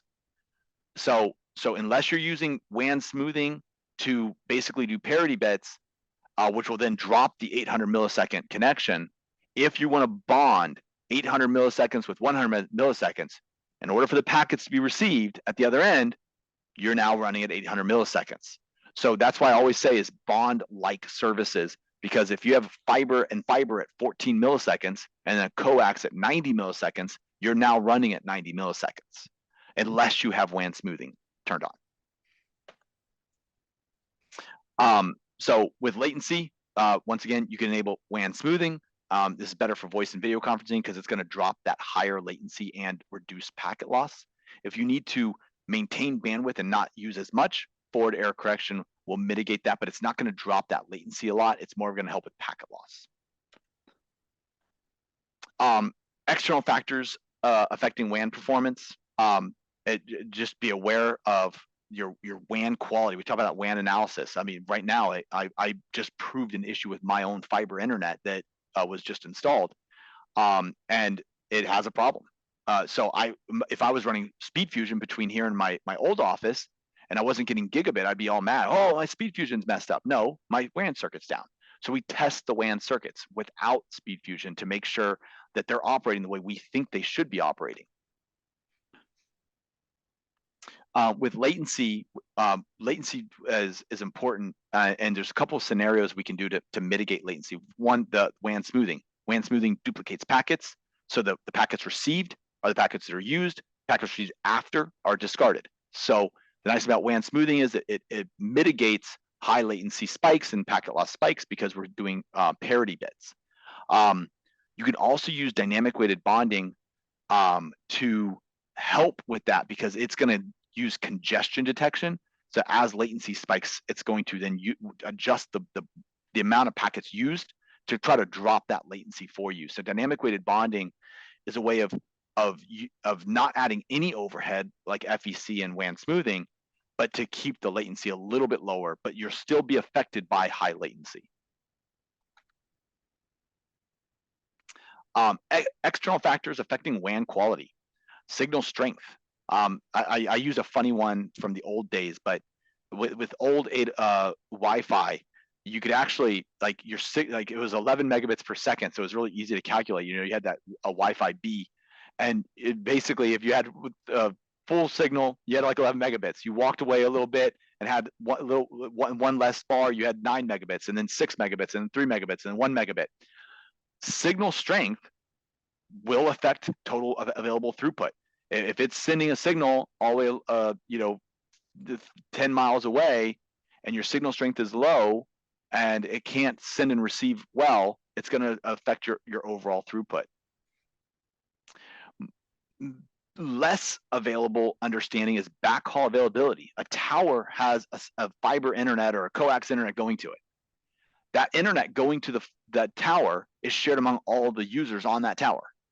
So if there's a tower with a 100 meg circuit in a rural community, and you'll see that if I have one internet and I get this complaint, and it's really fun. I've got T-Mobile and I'm getting 100 megs. I put in a second T-Mobile, I'm still combined, I'm getting 100 megs. It's 50-50. I put in 3, I'm getting 100 megs. Most likely that tower only has 100 megs to give you. So you can have 3 circuits or 10 circuits or 100 circuits, and you're going to have 100 megs of throughput. So when you see that if it's one internet or 2 internet or 4 internet of the same carrier, and I'm getting the same throughput no matter how many SIM cards, what that means is you've hit the tower limitation. Then we have device contention. So in other words, what we call congestion, but device contention, where basically you're fighting other users for internet. So if I've got, I'm on it with my one service, there's 3 other people on, there's 100 megs, we're each going to get 25 megs, assuming we're all using the internet at the same time. And so the idea here is that you're fighting with other users on the network, which this is where if I have 4 SIM cards and they have 1, at least I'm getting more pieces of that pie of the congested internet. And then another one that is constantly battled. Every day my techs are dealing with this service plan and data and active accounts.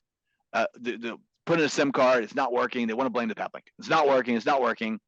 We ended up pushing an eSIM to it, lights up, or we'll mail them one of our demo SIMs and it'll light up and start working. Just because, like, it's weird, but people, not having an active account is a very common failure of SIM cards. And then a suitable data plan, being throttled and or understanding the difference between cell phone usage and what they consider hotspot usage. You buy a cell phone plan, you plug it in, it works, and then boom, it's going like 60 kilobits per second. Well, it's because you threw 5 gigs of data and the hotspot data is 5 gigs. You want a data plan that's designed for data usage. You don't want a hotspot plan or a cellular plan. You want a data plan. And Verizon, T-Mobile, and AT&T have all set up business unlimited data plans. They all have home internet data plans. Those plans are going to give you more gigabytes, less opportunity for throttling, and they're not going to be treated as hotspot data. It's going to be treated as data. The other thing is hotspot data is lower priority than cell phone data. Like, oh, I did a speed test on my cell phone and I'm getting 900 megabits per second. I plug it in my router and I'm getting 10 megabits per second because they have hotspot data versus cell phone data. And so be aware of your data plan and make sure you're getting a plan that actually works for your device. So here's an example of that congestion. You have 3 people sharing 100 megabits of data. Each person's getting 33 megabits. If I have an HD2, now I've got those 2 people. Now we're sharing 25 megs because we have 4 people. I've got 2 of the connections. So I'm getting 50 and they're getting 25. So that's kind of talking about bonding and sharing that data. Net flow is really important for people that are security conscious and want to see their traffic flow. We started building this out when we were working with Fluency. But we've adapted it for several now different and integrated with a lot of different security vendors. We now support NetFlow v5, v9, and IPFix. You can access this via support.cgi, but it's also now manageable in device system management on InControl, which I talked about that when we went through device system management through the InControl training.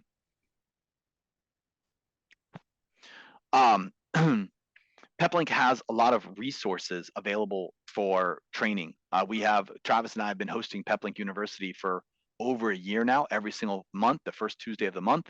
We've been doing training to show people different uses and capabilities and teach and train Peplink. But Peplink also has a bunch of resources available. They have Peplink support.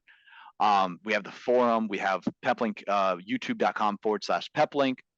So there's lots of capabilities or training tools out there for you. So just be aware that they're out there and you can use those resources. You don't have to like we're giving you the general idea here, and the whole idea of PCI is to give you a general idea of all the different capabilities and basic troubleshooting. But Peplink has tons of resources to help you find what you need. And I would start at forum.peplink.com or youtube.com/peplink, and you can find most of those resources. And we finished module 4. And we have a little bit of time left. So I'm not going to go into module 5 because this is perfect. So I'm really excited. That was awesome. And the next webinar will be the last module and then a test prep review where I give away a lot of test question answers, flashcards for you.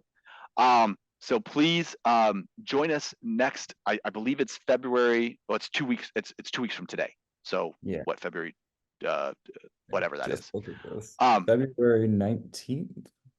No. No, that'd be 1 week from today. Wrong month. How was that, March? Yeah, February 27th. February 27th.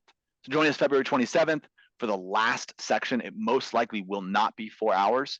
This will be completing the ecosystem, test prep review, and then if you have any questions, take what you've learned today, play, ask us questions, and that will be the next session.